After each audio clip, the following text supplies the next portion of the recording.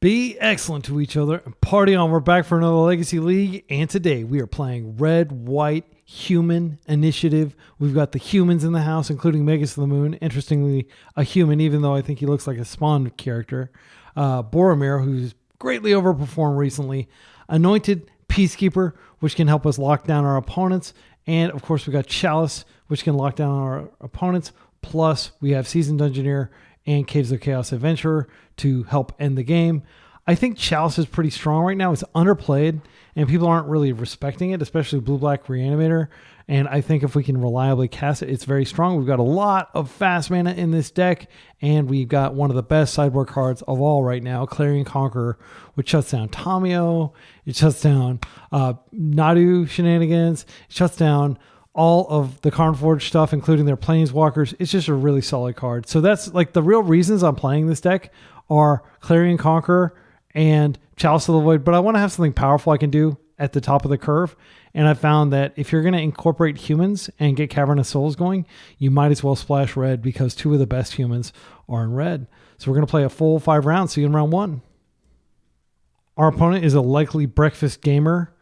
We have turn 1 Chalice, but we don't have a strong follow-up.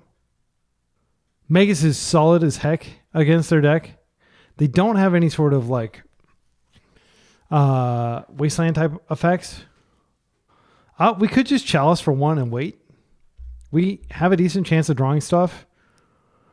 Chalice stops both of their A's, the Shuko and the other dude. They do have Leyline of the Void, but this shuts off Tamio. It shuts off the Brainstorm, Plow, Ponder. It shuts off a good 20 cards in their deck. I think I'm going to keep this on the strength of that, and we'll just see what they're actually playing. But I think turn 1 Chalice is almost always a good play. They force it. It's a bummer. All right, does Chalice resolve? Ouchie. That's a big deal. It's a 2 for 2 pitching a Tamio. So that means they may have a second Tamio, unfortunately. I swear I run into the freaking breakfast constantly. Okay, they're digging for a land. Something our deck does not have the ability to do. They put Cephalid Illusionist in the yard. I think they're probably gearing up toward Nadu. Holy cow, what a freaking draw. A freaking draw. We had like 1 in 8 of hitting SL. Shuts off their combo. All right, if they have a Plow to remove this, it doesn't shut off all their combos. They've got really 2 combos, but it shuts off them being able to go through the graveyard to win quickly. So they have to do a more prolonged Nadu thing. Okay, that's fine. So I'm not worried about that. Yeah. I think this is a human soldier, and soldier does not get the buff. So there's not really a reason to play this out before combat. We'll play my land out. They can't force it. So they take 3 here. Now we're going to go get a mountain.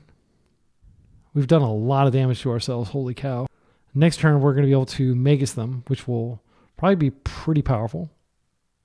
They have Shuko. They could, take the initiative from us. Be unfortunate. If I have to sack Boromir to protect this, it doesn't. Oh my goodness! Exactly what I said they could have. They have it. What a unfortunate sequence. I mean, granted, they do have 2 Shukos, and they kept the hand on the strength of something, right? So they are going to get the initiative. They go get a second land. And it's going to be a basic too. We're going to be able to hit them for a lot next turn though. Unless, if they have what would they play out? They could get a Plains and play out the Nomads as a chumper. Yeah. Man, I need to quit dictating my plays because I'm basically just presaging what they're going to do.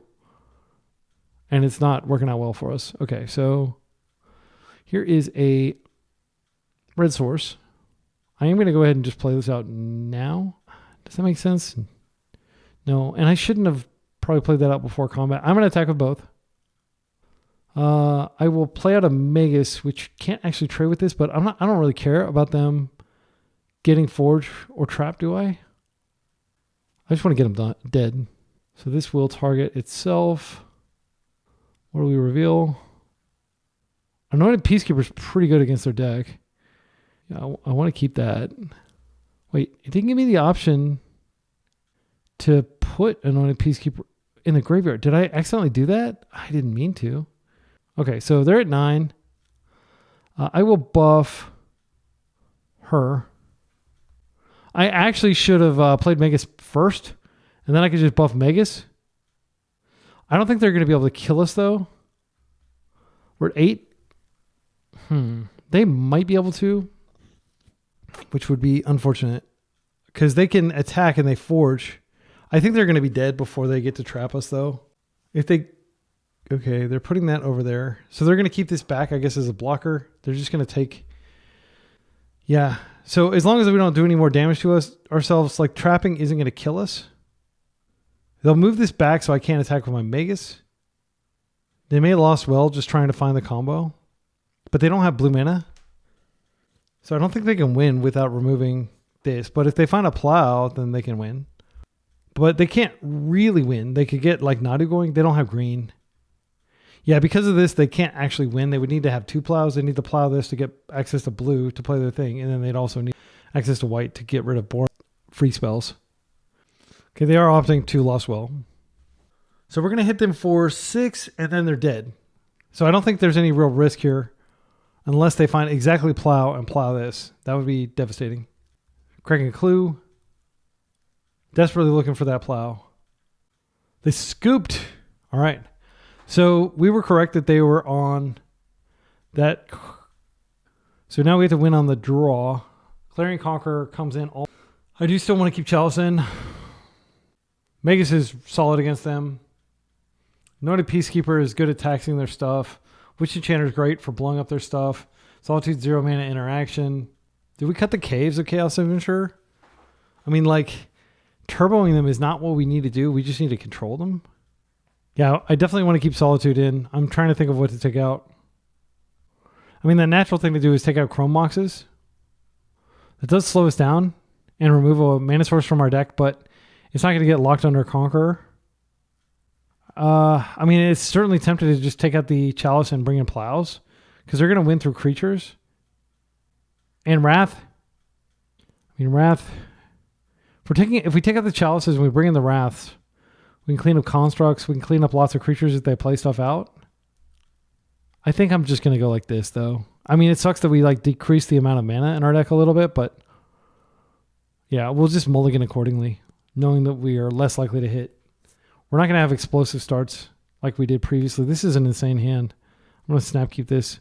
Even though it's turn 2 Magus, and then we can start stamping out initiative baddies. I think we keep this. They'll prioritize fetching basics, but they don't have a basic forest. Turn 1 Tomio as usual. Oh, it's this. Okay, so they may actually have a turn 2 win. So Solitude's the best draw in our deck for sure. Chalice on 1 is not bad. I think I'm going to go for it. I mean, they can still just combo us next turn, and there's nothing I can do about it, unfortunately. Yeah, I think they have it. The old turn 2 from the best combo deck other than Blue-Black Reanimator. Second best combo deck, I guess. Yeah, good game. I'm not even going to see their deck. I don't care. Like, I've played against this deck so many, like hundreds of times. I've played this deck a lot on the channel. Not a lot on the channel, but I have played it a lot. But I did have that clinic where we brought on the guy who top-aided Eternal Weekend with it. Eternal Weekend North America. So I do have a pretty good understanding of the deck. I think we just run it back. I guess I could have made them do it just in case they had like... Yeah, I mean, like, I can hear people shouting at me from the comments, yes. This is a great hand. Turn 1, Chalice. Turn 2, Clarion. I think we're going to do it like that. I will put back... I don't really need this pedal. I think I just put it back and stick with stable mana. And if they force this, I'll be so happy, because that means I can just jam the second one. And this shuts off both of their A's, so it dramatically slows them down. Okay. All right, are they going to be able to do what they did last game? Because I don't want to play this out until I've got Chalice down. If they can do exactly what they did last game, then I'll be very sad. Okay, I think I just Chalice again first. I could take a peek at their hand, but I'm not going to. And this time, if they have days, I've got that covered. They're fetching. They may be Desperation Brainstorming, but they should cast Brainstorm anyway if this is going to resolve. Okay. That's fine. And if they have a fetch land, then they can fetch away one of the bad cards. one of the cards that shut off. They could also just prismatic end this. They usually have 2 prismatic endings in their 75. I get definitely Nadu vibes. Okay, so options. We could Peacekeeper first, and if they screw up and don't do this, then we can like name that. I actually kind of like that. And then Clarion Conqueror once we've checked the coast.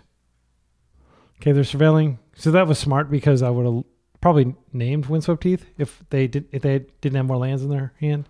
Okay, so Consign to Memory is an interesting one. It's pretty dead against our deck. It's also shut off.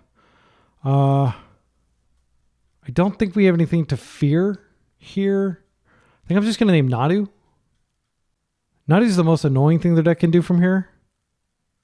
There's no point in naming Prismatic Ending because they can just, Prismatic Ending for 2 and that'll be the cost. I guess maybe they have to pay 1 extra.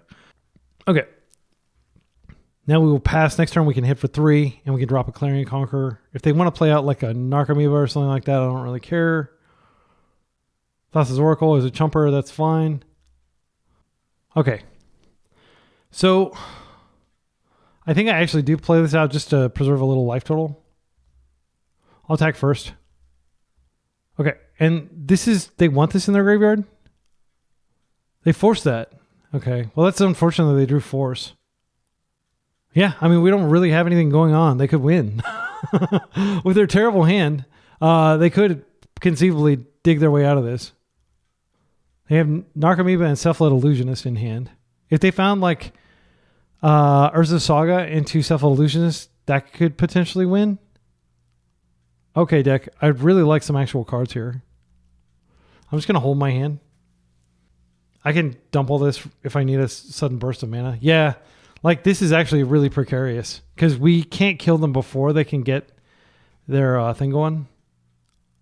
Narcomoeba. Yeah, if they find Urza Saga, it's really bad. Come on, deck. All right, that qualifies as something good. And this is a Cleric. So I'm going to go ahead and just play this out. I'll stab like this. I've got the pedal if I need it. They can take this back, but I'm not too worried. So I'll just go get a mountain here, I guess. I'm not going to play it out just in case I get to put it in my hand. I just take it. I am going to play this out. So I've got another city. All right, and they can take the initiative and go get a plains if they want, which will give them the mana they need to get Nadu out. However, they don't have anything to target. And again, they can't play either their... they found Prismatic Ending. That's probably the only card that would make sense to keep here. Or they found a Nadu, and they're just going to pay 5 mana to cast him, which I don't think is going to be strong enough. Okay, you get the initiative. But like I'm really afraid of Prismatic Ending more than anything. Yep, and I think we might die, sadly. Despite like however far ahead you feel, your freaking breakfast opponent is always one top deck away from just running away with the game because their deck is so redundant. Yeah, that's frustrating. See you in round 2. Right, we're on the play against somebody who may be playing exactly what we're playing. Gosh, this hand. I mean, we basically just can't use these Moxen if we keep this hand. But if they actually are on that, I think this is totally fine. If they're on like Reanimator or something, then this is a terrible hand. But I'm not going to pin this underneath this. I think I'm just going to Cavern, name human, pass. I know that's super suspicious. But if they waste our tomb, we're like so far away. Actually... I guess I could just open Plains pass and not use the Cavern until we have more information. But like, yeah, I don't want it to get wasted. If they bust out a Blood Moon, that's really good for us. Or even Magus of the Moon since we have Plains. Yeah, I'm going to keep this. So I will just... I mean, really, I should just open Plains. That's the responsible thing to do. If they're on a Blood Moon deck, they're not going to force me anyway, so Cavern doesn't do anything. Plains. So if I find white, I'm going to just go ahead and go for Seasoned Engineer. Or is it better to just go for Caves of Chaos Adventure? So assuming they're on a white deck, I think we just jam Dungeoneer. And then next turn we can just get a mountain. And we're just going to bully them with the fact that we were on the play and they weren't. And now even if they can do what we did and take the initiative, we can take it back, and then we can also layer on an additional initiative. Even if they remove this, we'll have the initiative. Yeah, they're leaving us with the initiative. They have to have a hasty beat. Okay. So it looks like they might be on like a more traditional Death and Taxes type deck. So I will go Lost Well. I'm not going to forge on a nothing. I think these are both fine. So the way Caves of Chaos Adventurer works, I can reveal it. I mean, what could I find off Caves of Chaos Adventure that lets us do what we want to do? 1, 2, 3, 4. Then we'd have 2 left. So there's no way that we're getting either of these out. I don't want Solitude. I'll put it on the bottom of the library. Oh, and I'll just draw Boromir for the turn. And yeah, I think that's fine. Okay. Okay, this doesn't actually change anything. I can just play out Boromir instead. And take the initiative, get the initiative back next turn. Now if they draw a Mox, which I don't think they're playing, they're just doing like some 60 card version of, that card's not going to be very good against me. Okay, so let's go ahead and, yeah, I'll take the, I'm trying to think if there's some way that they could play something where I couldn't attack in again with Caves of Chaos Adventure, but I can't really think of anything. I'm just going to go to, I don't think this is particularly good. Yeah, I'm just going to attack for 3. And then I'll just play Caves of Chaos Adventurer. So I get my... I mean, it's going to be very hard for them to stop me from being able to get through and getting thrown. I'm trying to think of what they could do here. They grab a basic plains. They have 1 spell. They could Solitude something, but I'm still going to be able to attack. They've already played their land. They can't like Mox into Solitude because of Archon. All right. Solitude's a great rip. So I'm going to go ahead and attack with everything first. And then I can Solitude if they have like some flash blocker. Okay, that's cool. It doesn't change the fact that I'm about to throne. So that's fine. They should have done that before I got to exile this. Wow. Do you also have a Solitude? You're welcome to cast him into my Boromir. Oh. Wow, that was a lot. They put up a fight there. But now I think we're going to be able to win. Solitude would be the best thing off the top. Or we could just Seasoned Dungeoneer, go straight back in. Caves of Chaos might actually be better. I think I just take the Caves of Chaos and then I can Solitude this. During the same turn, they've already cast their spell. I think Caves of Chaos Adventurer is going to get them dead faster. So I'll just go get another Plains and I can play it out. And then I could play this out. Let's see. If I play this out, it's more material and then I can just Solitude next turn or during their turn. Yeah, I do have 5 mana. Okay, and now I'm going to wait till they suit this thing up if that's what they're planning to do. No, they can't respond. All right. Yeah, that was just oppression.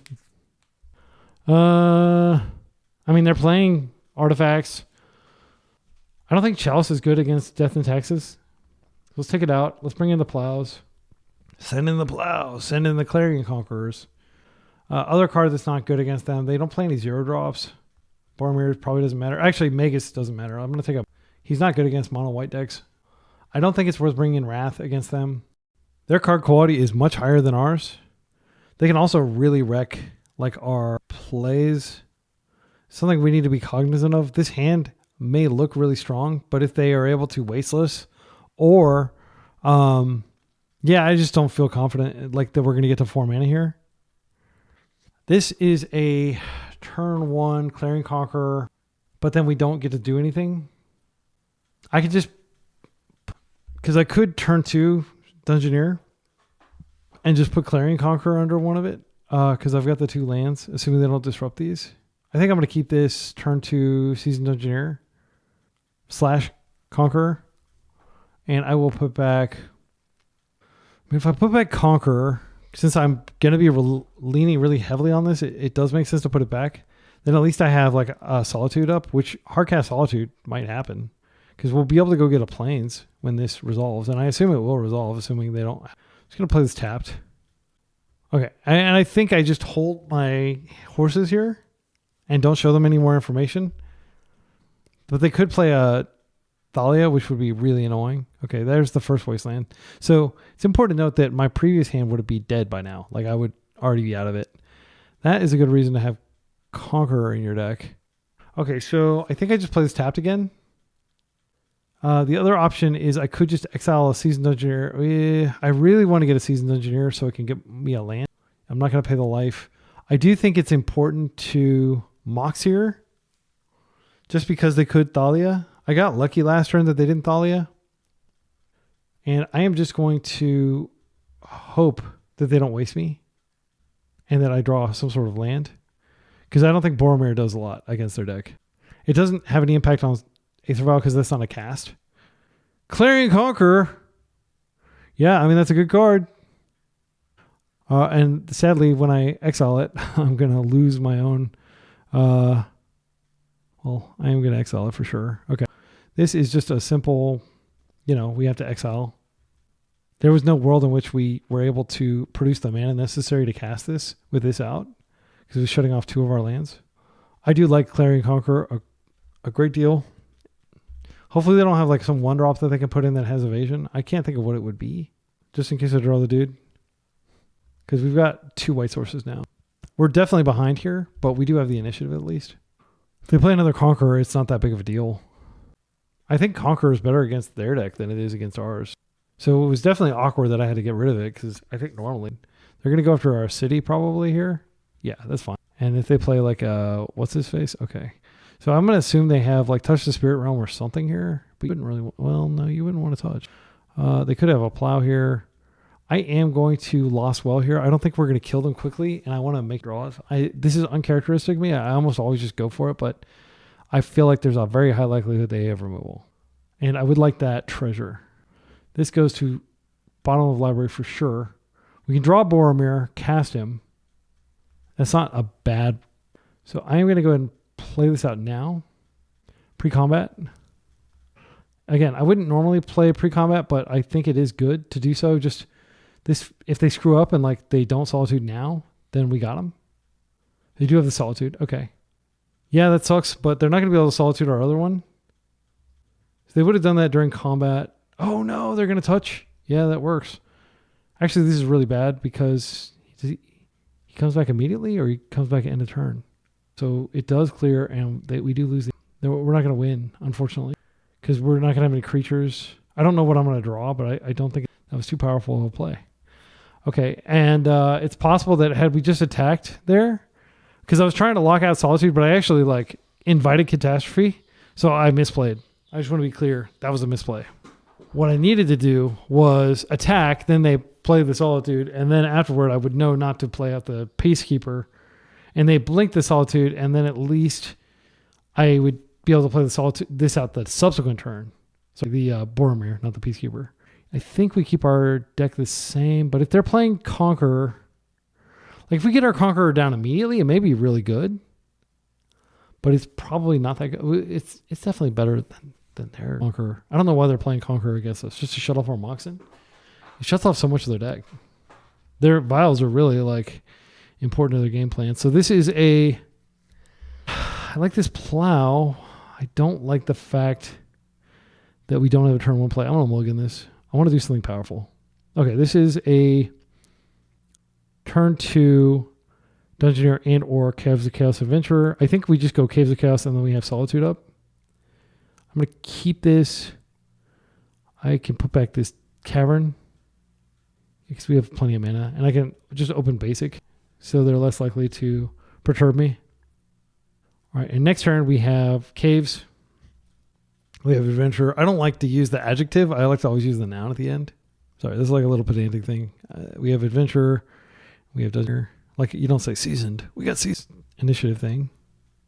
And then following up with Dungeoneer is actually better because Dungeoneer has better evasion. Let's go get a mountain here or a plains. Yeah, if City of Traders weren't reserve list, this would be a no reserve list deck. We don't need duels. I actually prefer to have basics. Okay, they're passing. No idea what they're doing over there. Like, no land? That's weird. I'm going to forge here because I want to get them dead. And if they want to Solitude and 2-for-1 themselves, that's fine. Looks like that's probably what their game plan is here. Let's see what we draw. Mox, not great. But we are like 1 turn away from hardcasting Solitude. If they take the initiative, it is bad because then they have they can get a land to. But the fact that I have this Solitude gives me hope because, yeah, what is this? Giver, okay. So Giver can give a creature pro, but it has to have haste if it wants to take the initiative right now. I could just Solitude the Giver. She can't protect herself. They have a 2-drop here. It's probably like a Felia. We get an extra card. It's not useful. Okay. Got lots of mana. I'm going to go ahead and go to attack here. Seasoned Dungeoneer. I don't want to put Seasoned Dungeoneer in my graveyard. No thanks. Okay, they take 4. I think I just pass here with my end step just in case they put something must kill. Okay, wow, they didn't. I think they're pretty screwed. Okay, and now I'm going to go ahead and do this. And they could like Flicker Wisp it to save it, but that doesn't stop my creature from being on the table and stop me from being one room from the initiative. So I think we won. We've got another Seasoned Dungeoneer on the top anyway, and I don't believe they can stop that from arriving. I think a lot of this matchup was the fact that we won the die roll. All right, so we're 1-1. See you in round 3. All right, round 2, we're up round 3, rather. We're up against a likely Eldrazi player who's already mulliganed. This hand's pretty good. Got turn 1, Anointed Peacekeeper, turn 2, Seasoned Dungeoneer. Yeah, I'm going to keep this. I don't know what we're hoping to draw against Eldrazi, like Solitude maybe. But getting the initiative and just having taller creatures than them seems like a like a smart plan. Okay, it's not Eldrazi. Is it Reanimator? Black-green. Thoughtseize. Okay. This is not that big of a blow because we do have Dungeoneer. So they could be on the black-green Pox list that I've trophied with recently, or something similar to that maybe, because that is a Bayou into Thoughtseize deck. They could also be on Cradle Control, which is waned in popularity, but it's still pretty good. Okay, we have the simple thing to do is just play out the Witch Enchanter, and then next turn we have Boromir, and then the turn after that we start stamping out other stuff. I'll just play this out tapped. Life may or may not matter here. But one of the best things we got going against our opponent is Ancient Tomb, because it's 2 lands in 1. It really is like just a broken magic card, but it's a pillar, and I don't think it should be banned. But like it's definitely the second most powerful card in Legacy behind like maybe Tamio. Yeah. All right. Double. Okay. So they could just do some shenanigans where they phase out our creature. That's certainly possible. Or we could just freaking Anointed Peacekeeper them so they can't do anything. Actually, I think so. Yeah. Name Reclaimer. And now you've got some powerful creatures that'll be, like currently their hand is Arbor Endurance. So they don't have good attacks, but like if they find a fetch land or something, then they do have 3/4s and they can start smashing in. Sithcat, then they could Dryad Arbor. That's still not going to get through our big dude and his beefy arms. They may try to trade here. Just take the initiative and hit with our cleric. Holy cow. This kills them so quickly. But I think Dungeoneer is better. Let's go ahead. And their deck is not known for playing removal. They play like this crappy phase out your creature. Planes here. Yeah, white. It would suck like if I couldn't cast a so we can just attack. We're pro everything. Pro creature, rather. Here's a Chaos Adventurer. I actually don't think we need that. Like, what do I want? I want a Solitude. Yeah. I mean, it seems weird, but like I've already got 2 initiative creatures in my hand. They're taking 4. They're dropping to 12. Next turn we can hit really hard. We've got a pretty big blocker. They need like a land right now. And they might find it. They play a high land count. If they don't find a land, I think they're screwed. They can't activate Reclaimer. They just don't do anything. All right, that works well for us. All right, so let's go ahead and forge. Yes, I'm going to forge onto this dude so that he is nice and beefy and can stop a Sithcat Counterstrike. Now, let's see. We attack. I think we attack with both. They're just going to chump. So the thing is, if we give them an opportunity to put this in the graveyard, it's pretty bad. Yeah, maybe we just trigger with this, Then we just play out more creatures to block. Like, because this is going to hit them and trap them to 1. That's pretty good. Wait, if we trigger this and it goes to 7, they're actually dead because they get trapped. And I didn't even draw my card. Holy cow, it's Solitude. That's what I was hoping for. But I don't actually want to cast it now. Oh my goodness. So dead. Yeah, I'll put that in my graveyard. Okay, so you take 7, then you get trapped. And there's nothing you can do about any of this, I don't believe. What a brutal... Oh, wait. Oh, we already had the initiative. Oh, we just take it again. Yeah. Sorry. Getting a little ahead of myself. I guess we just play another one of these. I don't think they have a way to gain life instant speed. Good game. That was on the draw. Man. Anointed Peacekeeper was so strong there. Like, it's difficult to understate how powerful that was. So this is a... I don't think Chalice is where we want to be here. I really want Plow. And I do think Conqueror comes in. So very similar to the previous matchup. Like, it just shuts down so many things. It shuts down their whites. It shuts down their Elvish Reclaimers. Actually, is it worth playing it? It may not be. Let's think about that. I mean, my main deck is pretty strong. This doesn't do anything against their deck. I don't think they have any free spells. They could cast Endurance, but like pitch casting Endurance isn't a big deal. Yeah. Yeah, I think these are probably worth playing. I mean, their deck revolves around Elvish Reclaimer, and this stops. We could also play Wrath. Their creatures are a lot smaller than ours. I actually think Wrath is the play, and I'll take out these Conquerors, and I'll just bring in 1 Boromir. Yeah, I think I'm going to... I mean, it's certainly tempting. No, I'm going to take out Boromir. So I'm going to remove the Disenergy from my deck. I'm going to take out these Moxen, and now we can bring in a Boromir. Our curve's way higher. I think it's probably fine. They technically have Wasteland. I don't actually know if they have Wasteland in their current. Okay, so this is a Plow hand, which is very strong. It does not have an initiative creature, but like, let's say hypothetically, play this out tapped. I mean, this gives us the colors we need. We can Plow, and then we work toward a Hardcast Solitude. Let's see, 1, 2, 3, 4, 5. Yeah, I think we can actually Hardcast Solitude. We just need to remove a few threats. That's all we have to do. So this is probably Reclaimer because it's the best play in their deck. Green Sun. Okay, they're just getting the land. I don't even care about that land. Like, it ramps them a little bit, but that's not my concern. I'm not going to Plow that. Spirit Guide. Okay, so yeah, I'm just going to play this out tapped.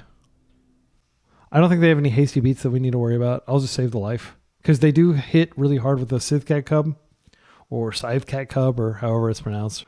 I always like to pronounce it Scythe because, okay, there's white. That would definitely be something I'd Plow here, but I could just, now I need to kill 2 things. Yeah, I probably should have just paid the life. I need to kill both of these if I want to have a chance. Okay, so let's think about this. So we play land, then we Spirit Guide, Solitude, this. Then they have Reclaimer active, and if Reclaimer's active, we're screwed, basically. Like, that's how the deck works. Like, this card is so devastating. They can go search your library for a land card, and they can protect this indefinitely. I think we have to have them go on Reclaimer rather than going in on... I can play Human here and potentially save myself 3 life, because I will have white off the Lotus Petal. Make a difference. I'm going to name Human here, and then I just have to do this main phase. I mean, I could technically kill both of these, and maybe I'm being greedy not doing that, but we'll see. This is like a teachable moment. Like, if I get completely screwed by this Reclaimer, then I may wish. But going down to literally no permanence and no bad. It's not literally no permanence, but... And we have to hit the white. Next turn, assuming they do anything with Reclaimer, as soon as they do, like they put that ability on the stack, I will Plow. Another Dryad Arbor. Okay, they don't have good attacks. I'm just going to play this Mountain out. I'm going to go ahead and attack. If they want to team block this, I can blow it out. Okay, so they're going to do something with the... are they just going to do a straight up trade? It's fine with me. Okay. As soon as they activate this, which they always do. All right, so they gain a ton of life there. They get to search for a card. They have 3 cards in hand. We got through both of their beanies. This layer can beat us down, but it's a very slow beat down. I guess they have a handful of lands, which is pretty common for the deck to just have a lot of lands. I'm just going to Magus here. I mean, this is pretty powerful. This does take us off white completely. So they have green now. They don't have black anymore. I will play out this, and I'll hold this just in case I draw a Solitude. I'm just going to be attacking with this, assuming they don't have like another Reclaimer. They can't fetch, so even if they have the fact that they can't fetch is going to limit them. They could naturally draw the Talon Gates. If they naturally draw Talon Gates, they could like just play it out and phase this out and then do stuff. Green Sun for 2. I can't stop that. What's it going to be? A white? Okay, that's a 4/4. So I don't have good attacks anymore. Boromir is pretty good. I don't have access to white. I don't think I play this out. I'll chill. And if they want to, they can attack me with Vigilance. Eventually, I will draw an initiative creature, I think. And if like I really needed to die, okay, they did have it. I guess, yeah, it doesn't phase anything out because it's just a mountain. If I could play a Boromir, then I could like potentially double block this thing. Okay, this is great. I'm going to go ahead and just do this. And I'll just go get a Plains. And if they want, they can take the initiative and maybe they have another thing in their deck that they can use. I could also just throw this underneath this, but I do think this is probably doing some load-bearing work. What I can do is I can play Boromir out next turn and then give this indestructibility. So it'll like just trample over and it'll also survive, which is pretty good. I could also just block this and just keep the initiative. They did find a second force. I don't know how many force they play. They don't attack. Okay, so we get to keep it. So here, I am going to forge onto my Caves of Chaos Adventurer. Oh, Petal. Okay. So I think I'm pretty safe just playing out Boromir before combat. Just in case they choose to block. I mean, even if they block, they'd have to figure out a way to grow this. Okay, so we get to reveal something. Hopefully something we can cast. Holy cow, it's perfectly castable, which is great. They just take a ton of damage. They have a lot of life. So let's take a peek at their hand here. All right, and their hand is Snuff Out, another white. Trying to think if there's anything else we need to worry about. I think anything they would draw would probably be, answerable.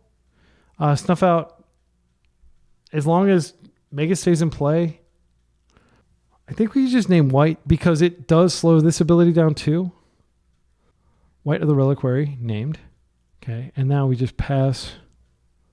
They do have attacks. I don't want them to be able to grab a swamp in case they play a basic swamp, so I would actually double block this. But like my critique of this deck is it's extremely brittle. Like the removal is terrible. Like, okay, Snuff Out, really? Like half the creatures in the format are black that people are playing. And yeah, I don't believe in cards like Talon Gates. Like it is great if you have the elf out, but it's not great if you don't. All right, what is this? I think they drew like a Green Sun or something. But they could just be forgetting that they don't have access to black. Okay, this is X equals 2. Nothing I can do about this. But hope that it is probably just another white. Okay. I think that was a bad choice. But maybe it wasn't that bad. I mean, it does buff this thing. Okay, so I'm just going to double block and kill it. And if you want, you can get rid of one of these. But I think that is death for the white. I'm not going to sack. It's tempting to do so. Next turn, they will be able to just start hard casting Snuff Outs. What are they doing here? I guess they can activate. It doesn't, like, it would just go get a basic land. Like, you're not going to get the ETB trigger off the land. They have okay, that makes it a 6/6 so we can kill both. All right, let's see what they get. Because I can just keep this alive. They do have a swamp. Holy cow, that's freaking insane. Well, it definitely... if I put this ability on the stack... Yeah, if I put the ability on the stack, they can stuff the other one. Yeah, it's pretty good. They have to pay 4 life. I am going to be hitting them for a lot next turn. Let's see. Yeah, I just have to use the ability. And they can snuff 2 things, but they can't snuff all 3. So this is where they start snuffing stuff. That was a really heads up play. Like I mean, I didn't know that they had the swamp in there, but that makes sense why they just green sun for that to buff. They definitely need to kill this. Oh wow, what? Really? I think you just made a mistake. I will make this the ring bearer. I don't think they have Caracas in their deck. They could have Caracas in their deck.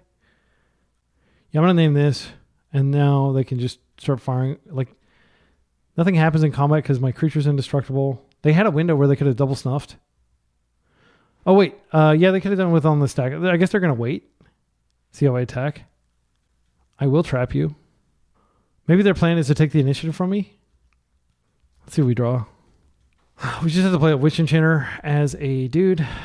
Let's see if they... Maybe I just attack with everything. And then I play back the Witch Enchanter and then like... They're going to have to do so much. This has snuff out there. That. Nothing to target. Okay, so they can play out this dude. And he is pretty big and he can take the initiative, right? No. Maybe there's a way he can like grant unblockability or something. But I'm holding on to the initiative. I want my extra card. Do you have a way to give him trample? No? All right, we keep the initiative. We get our archive. This doesn't have ring bearer. Holy cow, that's a good draw. Oh my goodness. So option. I could play out the Magus. Oh man, this is tough.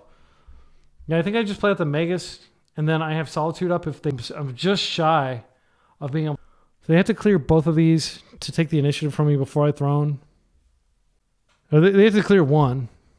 Yeah, I mean, this is actually kind of a precarious situation if they find another snuff out. If they find some creature that gives them trample. Once upon a time. I think they're probably going to find a way out here. Hierarch. That's fine. So they can sack this after combat. But what would they get? I am going to double block. I realize this leaves me incredibly vulnerable. But I'm going to trust in the initiative to delete from evil. They may have like... They're at 3. I think we just Solitude and then I just Solitude again. Conqueror could come in and stop them from being able to do anything. I think it has to be Clarion Conqueror. Dungeoneer also gets us closer to trap. I think it's Clarion Conqueror just because it shuts these off. And like it's effective immediately. They can't do anything with them now. Now we get our card draw. Plow is pretty sick. Unfortunately, we don't have the mana. We don't have the mana to both Plow and Solitude. So we're just going to Solitude here. So what I'll do is I'll Solitude this. I could Solitude and just chump. Yeah, they just scooped. Wow, what a game. What a game. Okay. Beating everything except for Nadu. See you in round 4. Round 4, we're up against an unknown opponent. This hand is a turn 1 Chalice. If we're willing to pitch the Solitude, which I am. I think it's strong enough. And then we can follow up the subsequent turn, actually, with Caves. Chaos Adventurer. Sorry, I don't know why I keep saying Caves. People call Swords to Plowshares swords, even though Plow is a more appropriate name. But I bet in Japan they just call it Caves because they just call swords. Swords to Plowshares swords. Okay. You don't care what I'm saying. Let's just play. All right, let's keep this. Opponent mulligans. I'm hoping this Chalice does a lot of damage. And the beauty of it is if this baits the force out, and I don't want it to bait, I hope it resolves. But if the force comes out as a result of this, then we've got a clean shot with the Case of Chaos Adventurer. Because we're lucky enough to be on the play again, we don't have to worry about Chalice or Daze, which is nice. All right, looks like they're on a fair strategy, most likely, but they could be on Nadu. I'm hoping that my Kids of Chaos Adventurer... Oh, they've been a force. Interesting. Which tells me they probably do have a force, but if they had a force, why wouldn't they have used that? Okay, so I do think the correct play is Caves of Chaos Adventurer because if they have a force, like Seasoned Dungeoneer will be more impactful against most decks. And in case they're on like red, actually, You know what? I should go ahead and do red because it's more likely that I draw a white. Yeah. I think I said I was going to sequence it where I was going to caves first. Yeah. I guess I'm just going to call it caves because I just called it that like 3 times despite my pinkies up, drinking my tea mentality. Okay, we get a mountain.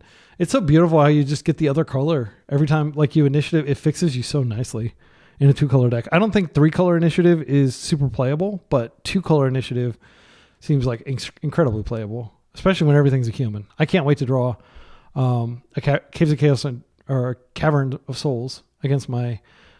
Oh yeah, they scoop. That was strong. Okay, so what do we think they're on? I think we're keeping the deck the same. This deck is pre-boarded for blue.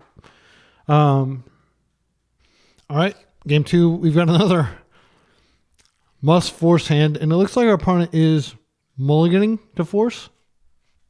So I am going to lead with just Ancient Tomb Chalice, the classic stompy opening. Yeah, I mean, that's not a good draw. If they daze here, I can just... But I'm worried that they might have Prismatic Ending or Wrath of the Skies. Okay, that's good. So I think they're probably going to Prismatic End it, and then they may have Plow for Dungeoneer, and we may lose. But Stompy gives and it takes. So they don't have Chalice. Human is out. Because I want to keep Simian Spirit Guide. Wait, is there any benefit to keep? Yeah, I might actually cast it from hand. And there's nothing I want to put under this Mox. We'll see what comes up later. The uncounterability on that was just really brutal for my opponent if they are planning to counter my stuff. It's going to be hard for them to remove this. I will grab a Mountain since I've already got a Plains out, and we'll pass. Next turn, we can stick a Simian Spirit Guide just to further gum up the board. They may have like Brazen Borrower for this or something. Oh, they're on Nadu for sure. Like... Didn't they have... Yeah, they've got 2. Yeah, they're just going to try to combo us, I think. Which is annoying. But, like, you only play 2 Surveillance if you're on a combo deck. Like, a lot of my tempo decks that I've been playing recently have 0. Okay, so... This is just a chumper, I guess. Like, they have to clear this somehow. So I'm going to Forge. I'm going to max damage. We just need to get them dead before they've... Like, Teferi would be brutal if they have that. There's not really merit to doing it before combat, I don't think. Let's see what we flip, just in case. Anointed Peacekeeper. Sign me up. I definitely want that here. So I won't put it in the graveyard. Take 6. Then you're going to take 5 more. And then I'm probably going to die, unfortunately. I didn't have to show them that I had white. I should have actually played the Mountain there to keep more information on myself. Now, they are going to need to play Teferi and bounce this, and then we'll have a window to kill them before they can go off. Unless, okay, yeah, we're going to trap them. I mean, I could absolutely arena them, but I don't think that's correct. Yeah, I'll just chill. All right, it really just comes down to whether they can... Like a Nadu out of like nowhere would be a blocker, but it won't block. I think they're dead. They have to plow. And they've been to plow. So Serenity is too late, sadly. There's no, like, they're dead. And that's one of the things, like, I used to play this back when I was playing Breakfast, like back before Nadu. But it's just not that great of a card, frankly. So we've got Peacekeeper. So I'll just attack, and both of these will get pro. I don't think they have Solitude in their deck. If they did, that might be effective. Yeah, they're going to take a ton of damage here. It is nice to be able to smush this deck. What is the card? Simian Spirit Guide. Yes, I would like to put it in my graveyard. I already got one over here. Not that it really matters. They're taking 10 damage. Yeah, my opponent observed that they should have forced the Chalice, and I 100% agree. I did draw the Cavern. It wasn't in my hand initially. So we're 3-1. Losing a Breakfast, beating Breakfast. All right, so this is Roberto Bronco. I seem to remember him playing Caustic Bronco, which I thought was hilarious and awesome. I love that. He says, hello, YouTube. I am going to go ahead and keep this Chalice hand. We're on the play again. We're lucky. Wish I could get this lucky when I was playing control decks. Okay. They mulled a 6. I mean, like, let's say they're on mono black aggro. This shuts off, maybe like, shuts off Thoughtseize, Dark Ritual, Nethergoyf. What's it called? The Stalactite Stalker, Fatal Push, a lot of stuff. Yeah, I'm just going to go for this. Yeah, and we don't actually have next turn we can play out Boromir. And I'll just take a ton of damage, I guess. I'm not sure if it's correct, but Boromir is bigger than most of their creatures. And if we get lucky and draw one of our initiative beaters, that would be strong. Wouldn't be surprised if they had like 1 or 2 1-drops trapped in their hand now. And mono black aggro does not have a way to remove them. All right, we're going to go ahead and just play this out. Ouchie. Take 2 more. We're at 13 already. But Boromir's on the table. I don't know if this shuts off anything in their deck. If they are on blue, and there is a like mono black control that splashes blue for Brainstorm and Daze build that I might feature on the channel. I'm not sure I don't think it's as good as just playing blue black tempo, but it is cool.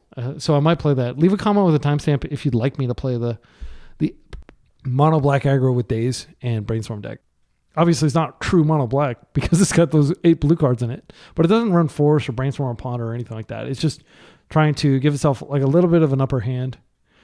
If you're already playing all those fetches and if you're playing the Surveil land, the cost is not that high. Dark Confidant. Yeah, that's a good card right now. I don't have a way to deal with it. Okay, Magus is pretty good. So I can just zap this out and wait, should I attack first? I'm going to attack first just in case they want to get rid of this. All right, and now I can go 1, 2. All my spells lately have smelt of burnt fur. Burnt hair lately. Yeah, that's what I did. Task Mage. And gosh, we could just play out the other one. I actually think that's fine. Just gum up the board. Yeah, I mean, we have plenty of mountains now. I should have freaking floated. If I had floated, I could have played both. Yeah, that was dumb. Is it worth just playing this out? I think it is. I'm going to do it. Yeah, just because you punted doesn't mean you have to continue to punt. I do think it's correct to go ahead and commit this to the board. Like, we don't need mana for anything as far as I can tell. We might. Like, if I draw an initiative meaning, I'll be sad that I did that. Actually, it was probably a punt. But, like, what would have been correct, let the record stand, that I floated before I played Magus. That way I could... Douthie does take the initiative pretty well. Doesn't block very well. I think I just attack him with everything. So the card that they revealed was a Swamp. So it's not bad for them. Chalice on 2 would be fine. Actually, Chalice on 2 would be pretty damn good. If they kill my Magus in combat, then I can do that. Taking a big chunk of their life away. They're not blocking. Yeah, I think I hold it. And again, like I would absolutely play out Chalice on 2 if I had the... Unfortunately, I don't because I punted. See how much damage. Fatal Push. Okay, so that's countered. That's good for us. Wasteland is just a mountain. That's fine. All right. So this is a good example of like our deck just lining up extremely well against their deck. Yeah, I'll play this out. Now we can smush with everything. I think they're gonna block Magus of the Moon. They have to block something. And if they block Magus of the Moon, that's totally fine. And then I'll just Chalice for 2. Uh-oh. They can chump more than one thing. Yeah, and I played this before combat, then I wouldn't have to worry about that, but I would have lost my pedal, which is the key to, like, if this game does go on. And I have to be careful, like, if I sacker this and they can, like, put it in off Douthie, that's pretty bad for me. Because this will be bigger than my attackers. Okay, and my opponent has opted to ping here, which is fine. I could sacrifice in response and deny them a dude, but I kind of want them to go all in here. So we're just taking 2 here. Yeah, we have good draws, and I am going to be able to just Chalice here. They're going to be able to hit me for 3 back. Yeah, I'm going to let this happen. Okay, and they said they shouldn't have pedal, so it probably doesn't matter too much. Should not have tapped that Wasteland. They were going to waste me, I guess. So I am going to go ahead and just Chalice for... what do I do? It takes me off red. But, like, I could easily die to this thing. I think I am going to just go ahead and do this. This is dangerous, but we've like they have another Bowmaster is pretty devastating actually. So in our graveyard or in exile, we just have Magus and Boromir. They could play either of those. Okay, they're just filling up their graveyard. I wonder why. Is there some Delve card that I should be aware of in black? Actually, yeah, we're still winning if we race, if they just doubt the attack. They don't. Okay, I think what they're going to do is when we attack, they're going to make the other dude. That's fine. I planned for that by keeping this pedal up. Okay, what are they doing? Looks like they're getting the Boromir, which is bigger than my dude, and can block. Oh, I didn't realize that was in the. Oh yeah, they're so smart. Oh, I didn't even think about this. Okay, I still think that it doesn't make any sense to fatal push there. They're blowing that up. Now they can push. And now that push looks kind of stupid. Lol. Yeah, no worries. It happens. And this is one of the cards I was hoping we'd lock off and stuff. Yeah, so they do get the... yeah, I think we actually will lose this game probably unless we draw initiative right now. Okay, that is probably the end of the game. I can attack and trade. They just attack back. By keeping this up, I do deny them... this has menace. Yeah, I don't think attacking them makes sense. Also, they can do the minus ability and just kill our dude. I think we lost this game. And I think it really does come down to that one decision I made around having like one fewer Simian Spirit Guide. Is the Inquisition us? Do they have a fetch or something to buff the Stalactite Stalker? I will block the Witch Enchanter. I need to protect my life total here. I'm not confident that I can kill them quickly. This does go up as a result of that. Bowmaster gets countered. Yes, that goes up. Come on, give me Caves of Chaos Adventurer. I don't think this is particularly strong. It's worth playing, but they can just kill it if they want to. All right, I'm going to go ahead and just... I don't want to... Okay, and... Would we be in a good position had we not chumped? No, I think we would have taken a lot of damage. So they've got us dead in 2 turns. And this, we need to have 2 blockers back. And I'll just assume they have something they can cast here. And I should have played out this land. It was a punt not to, just in case I draw like a plains. Well, actually, if drawing a plains doesn't change anything. And now they've got us dead. Okay. Yeah, man. And if I hadn't played that out and I waited, it wouldn't have mattered because we would have died to that. So yeah, they played very well other than throwing away that fatal push. So Chalice is very good here. I think we just keep the deck the way it is. Let's go. Actually, Magus is so bad. I think I'm going to take out Magus and just bring in Plows. Just in case like I draw one or the other. Like I draw Chalice or I draw Plow. They don't naturally have ways to destroy Chalice. They got lucky there or they saw the line, but they did get lucky that there was that window to just waste and then reanimate. Like normally, I don't think they'd have any. I might actually Chalice for 2 instead of 1 if I have like big mana because it does shut off a lot of their deck. Okay, so let's take a look at this. This is a basic into like Anointed Peacekeeper, which is pretty strong, and then Cavern. Is this good? We're on the play. We could be chalicing them here. My instinct is to throw this back and try to take the initiative. Okay, this is a chalice hand. This is better. But keep... Do we want to put my Mox? I think we just put back City of Traders. Because Cavern can cast our white legends. Like if we... No, we're going to get a land off this. Let's think about this. So we should put it back in land. But I think I need to... Ancient Tomb, Chalice. Oh yeah, I'm going to put back Caverns. Because I'm going to go get a Plains. And they won't be able to Thoughtseize because we're chalicing here. No, wait. We still don't have something to exile. I'm going to put back the Mox. Because like this way we can survive waste and we can just have Caves of Chaos Adventure arrive slightly later. Yeah, I think Mox is the card. I mean, we could, in theory, Mox on Simian Spirit Guide. That doesn't really speed anything up. I'm going to put this back. And this may seem like an ungodly amount of lands, but... Okay, and they kept 6 as well. So Chalice on 1. This will slow them down for sure. Again, I don't think they have any answers to this in their 75. They might have like... oh, yeah. And now I'm really glad that I kept that land.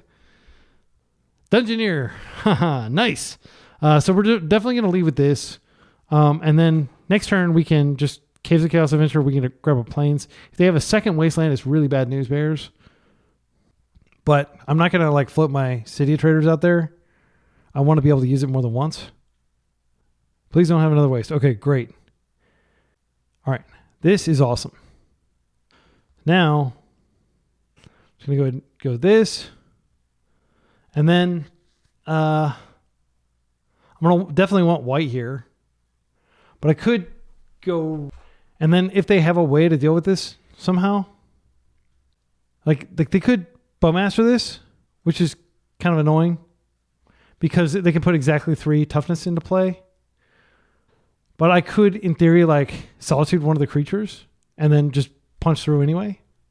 That would be costly in terms of cards. They're surveilling. Swamp. Douthie is fine. But now I can't pitch cast Solitude anymore. Okay, we're going to buff our dude. We're going to draw. Ancient Tomb's nice. So I'm going to go ahead and just float. Play this out. I mean, I should have just done this after combat. It was actually really dumb to do. Like I shouldn't be making these mistakes after playing this deck so much. Yeah, I should have definitely attacked first just to see what I will trap our opponent. It probably doesn't matter. We're so far ahead here. The Chalice on 1 was really powerful. And now we're just going to come in. If they can kill one of these and use it to take the initiative, it is bad. Okay, so this doesn't have a legal target. And then, yeah. Yeah, and yeah, I would love to have played that out. My goodness, I'm sorry, my excellent friends. That was such a silly punt. They are very dead. I'm trying to think of what they could even do here. Because even if they remove like one of these, they're still taking like a near lethal amount. And like Shield's Edict, I'll just sack this and I'll attack for 7. And they don't have any mana up. They can take the initiative, but I don't care. That gives them a basic land. It's not deterministic that I can get it back next turn, but it's practically deterministic because they would have to kill this and somehow block this, and this has trample too. Bitter Triumph, they have to pay 3 life or discard for this. Okay. It's in exile. They can activate this next turn and take the initiative and do lots of things. Well, that's a pretty good draw. So let's take the initiative first. Assuming they don't have Snuff out. The card is Plow. I don't want that. So put it in the graveyard. Take 4. We get the Archive, and now we're going to Throne. And that should be that. I can even Solitude this off the table so they won't be able to tap. Use the Chaos Adventure. I might find a Solitude in the top 3 and top 10. I'm used to like thinking in terms of Ponder. No, this is Throne of the Dead 3. Just Dungeoneer, I guess. Okay. And Brutal is the name of the game. You want to be brutal. So no reason to bring in Clarion that I've seen. Let's just run it back.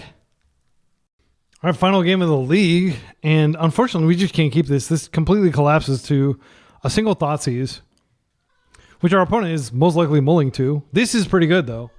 So I think we just put back Solitude. And then we're turn 1 Chalicing. And that's kind of closing the barn door after the horses ran away, but I think it's okay. And the main thing is just having lots of land. You're going to hear my kids playing piano and stuff. They just got home. I'm going to take them to a birthday party at a bowling alley. They're mulling to 4. I can't imagine that they want to be mulling to 4. Like, what are they trying to get? It's not like there's Leyline of the Void, Leyline of the Initiative that stops the initiative from going into play, although Wizards probably should print a card like that. Okay. Let's see what their turn 1 is. I bet you it's Thoughtseize. And they're not really going to be able to stop me here. Stalker? Yeah, that's not good enough. Like, it can take the initiative and get them a second land. Yeah, that. So, I'm just going to Thoughtseize here. Or, I'm sorry, Chalice. And, Yeah, we're a couple turns away from doing anything, so we are doing some damage to ourselves, but I feel optimistic that we'll be able to get them. I don't think they would keep a Wasteland at this point when they're mulling to 4. So this screws up their subsequent draws. Like, I would be willing to bet that at least 16 cards in their deck are 1-drops. This is a race, though, for sure. This is going to be a 3-drop. Him. That's brutal. Okay, wow. That's pretty dangerous. They're coming in. Next turn, we're going to take even more. So we're at 16. Next turn, we're going to be at 13. Assuming we don't tap this tomb. Oh my goodness. Double land. Okay, so I think we just have to introduce the initiative, frankly. I don't think we have a choice. So what I'll do is I'm going to introduce the one that is better. So I'm going to play this out. Take a boatload of damage this turn. They're going to take the initiative from us, but we have to kill them before they kill us. Maybe we do need the Caves of Chaos Adventurer just to ensure. No, because they can -3. They can use the ability. So they could like attack, and after combat, they could just kill our creature. That would be brutal. This way, at least we have one of each color in case we draw a subsequent one. Yeah. It is slightly harder to kill this one. 11 life. I'm so low in life. Okay, so let's go get our planes here. Yeah, I'll get a planes. Because then I have Solitude up, potentially. Solitude can be a way out for us here. Gosh, that was so much damage. Am I going to get soloed here? Like, Bowmaster would be good, too. 3 mana. No Baraglyph, please. Okay, I'll take that. I can't block your menace creature, unfortunately. They get the initiative. They go get a swamp. We're so dead, my goodness. Oh, what's your last card? Okay. Oh my goodness, this might actually... Is this going to get us there? Well, I want to attack first and take the initiative. Please don't snuff me out. That would be so devastating. Seasoned Dungeoneer? Actually, I think at this point we need Solitude because we're going to take 2 when we cast this. Then they're going to Forge next turn, but they do that after combat. Let's see. If we play this out, we might be able to race them. We might be able to. I think we need a Solitude desperately. So I'm not going to keep this. I mean, it seems crazy that we wouldn't keep it because it's going to be so strong, but... Okay, and we'll just Forge onto this one. I should have probably... Well, I couldn't have played this out and then gotten the double trigger here. Forge. And then I'll play this one out, but this one can be killed by this doing its thing. Gosh, we're in such a precarious position. So we trap them. I could probably do the math and determine whether I'm screwed or not, but I think they're dead next turn unless they remove this. And if they sacrifice this... Okay, why? I don't understand why they keep playing into Chalice. I think it's unlikely they forgot at this point because I'm playing really slowly, so they have tons of time to think about what to do. They can attack. They get buffed. This is a 5/5. They could use that ability to kill this, but then they don't have they don't have any creatures out to get. Okay. Oh my goodness, my heart is beating. Like I really don't know what they have. I'm assuming that they have some path to victory here. Betch. Okay. If they have Bowmaster, it's actually devastating here. Wasteland. I have to hope that they have a 1-drop in their hand. They're dead on board. If they don't have a Bowmaster. But Bowmaster actually doesn't kill me. Because I'll be able to kill them. They have to kill Seasoned Engineer somehow, or I've got a lethal attack that's protected from blockers. Okay, that's a good sign. And they're not going to get this card. They're looking at the top of their deck, but I don't think it matters. They bottom both of them. If they have Shielder's Edict, that would be good. Okay. Okay, so I'm going to attack with both. And then I can plow if they minus, just to get myself a little bit of breathing room. Let's go to combat. Oh, plow doesn't work. Okay, that's something I can't do anything about. They said GG's. Okay, I mean, I'm still going to hit them for a lot here. Let's see what I show. I don't know what they could find if they have like a haste creature or something in their deck. Anointed Peacekeeper. No, I don't want to put that in the graveyard because I can cast that next turn. Seems like a better than nothing spell. Okay, so we get the archive. Actually, we get it now, so I can just cast it now. And that's yet another threat. So we get to look at their hand and see they have a swamp. Okay. And I will name... what is it? Like Bargoyf? Maybe? I don't know what they could snuff out. No, they don't have the life. Shieldred's... I mean, that... I can't think of anything that I would name here, actually. I'd just be really, like, tilted if, like, I just name Brim's mob. Okay, whatever. I'll do that. I can't think of what you could have. Go ahead. Bargoyf is not going to do it, unfortunately, for them. I mean, that I thought about naming that, but it was like, it doesn't matter. Yeah, they could have just played at the land and done it. So, good games. Caustic Bronco, dude. That was a 4-1. So, a lot of people probably stopped watching when I lost the first game, but I frequently win out. So, this is my public service announcement. Like, I will continue to play even if I lose the first game and often continue to do really well. That first match was really close. This was practically a trophy. But they did have, I mean, they were a strong player. They had strong hands, to say the least. I'm going to do another league, man. I love this deck. It's so much fun to play. It's relaxing to play. When you're playing like all these decks where you're like, you're playing like a control deck, Beanstalk, something like that against like this toxic meta. Like, I feel like to an extent, this is a deck that like Beanstalk can beat, control decks can beat it. So this kind of rewards people for playing strong fair decks, and it punishes people for playing, you know, cheesy combo decks. And that's what I love. Like if somebody's playing a fair deck, go ahead, sir. You deserve the win, right? But I love smashing combo decks. And I feel like Clarion Conqueror was just a great card. Like, we didn't face Carnivore. We didn't really face actually that much combo, unless you consider facing Breakfast Twice combo. All right, round 1 in the second league. We're up against an unknown opponent with a double Chalice hand. How good do we think Chalice is here? I mean, we could play Peacekeeper as well.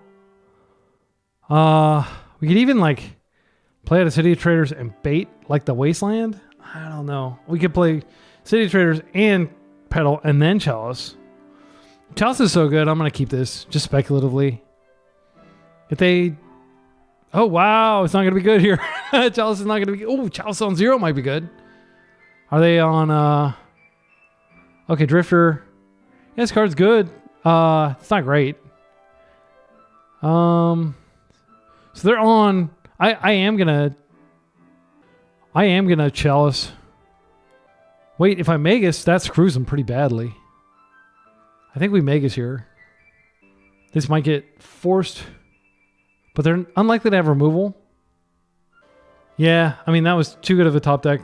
So the Vesuvan Drifter almost never hits in my experience, but if it does, we're screwed, and we just have to accept it. They're not going to be able to cast cantrips probably unless they have an island. What do they have? Okay, nothing. All right, so we can hit them right back. This is fine. I will accept the status quo. And this is a... you may reveal... Oh, we can name this, and then they have to pay 2 mana to reveal, but they're not going to be using it. Like, I think we just need to name Show and Tell. But we actually don't have white mana, so we're not going to be naming anything. I'm going to go ahead and just Chalice here. Yeah, and we're just going to wait around. They can't manipulate the top of the deck anymore. Okay. Does he become like some creature that can block this? No? Okay, good. So we're just waiting around for more interaction. I could Chalice on 2, but I don't think that's very good against a Show and Tell deck. I don't think Chalice on 0 is good either. They just got kind of lucky there that they found something that would work. All right, are we dead? No, we're not dead yet. All right, so just going to chill and... Oh, man. I'm going to continue to play these lands out. It is scary, though. Because, like, they could rip, like, a Gristlebrand or lots of different things. If I had the ability, I would definitely put Chalice on 3 here, because Show and Tell could definitely happen to us here. Okay. And this is how the game's going to go for a while until we find our white source, which we have many in our deck. Yeah, it's just another land. But that does make my Anointed Peacekeeper less good. Let's come in for 1. I think it's actually correct to just play the second one out, just in case they have a way to get rid of the first. I don't think it's likely that we're going to be able to chalice for 3, and I don't think chalicing for 2 does anything. And having these cards in our hand doesn't do anything either. Finding a Solitude would be really good here.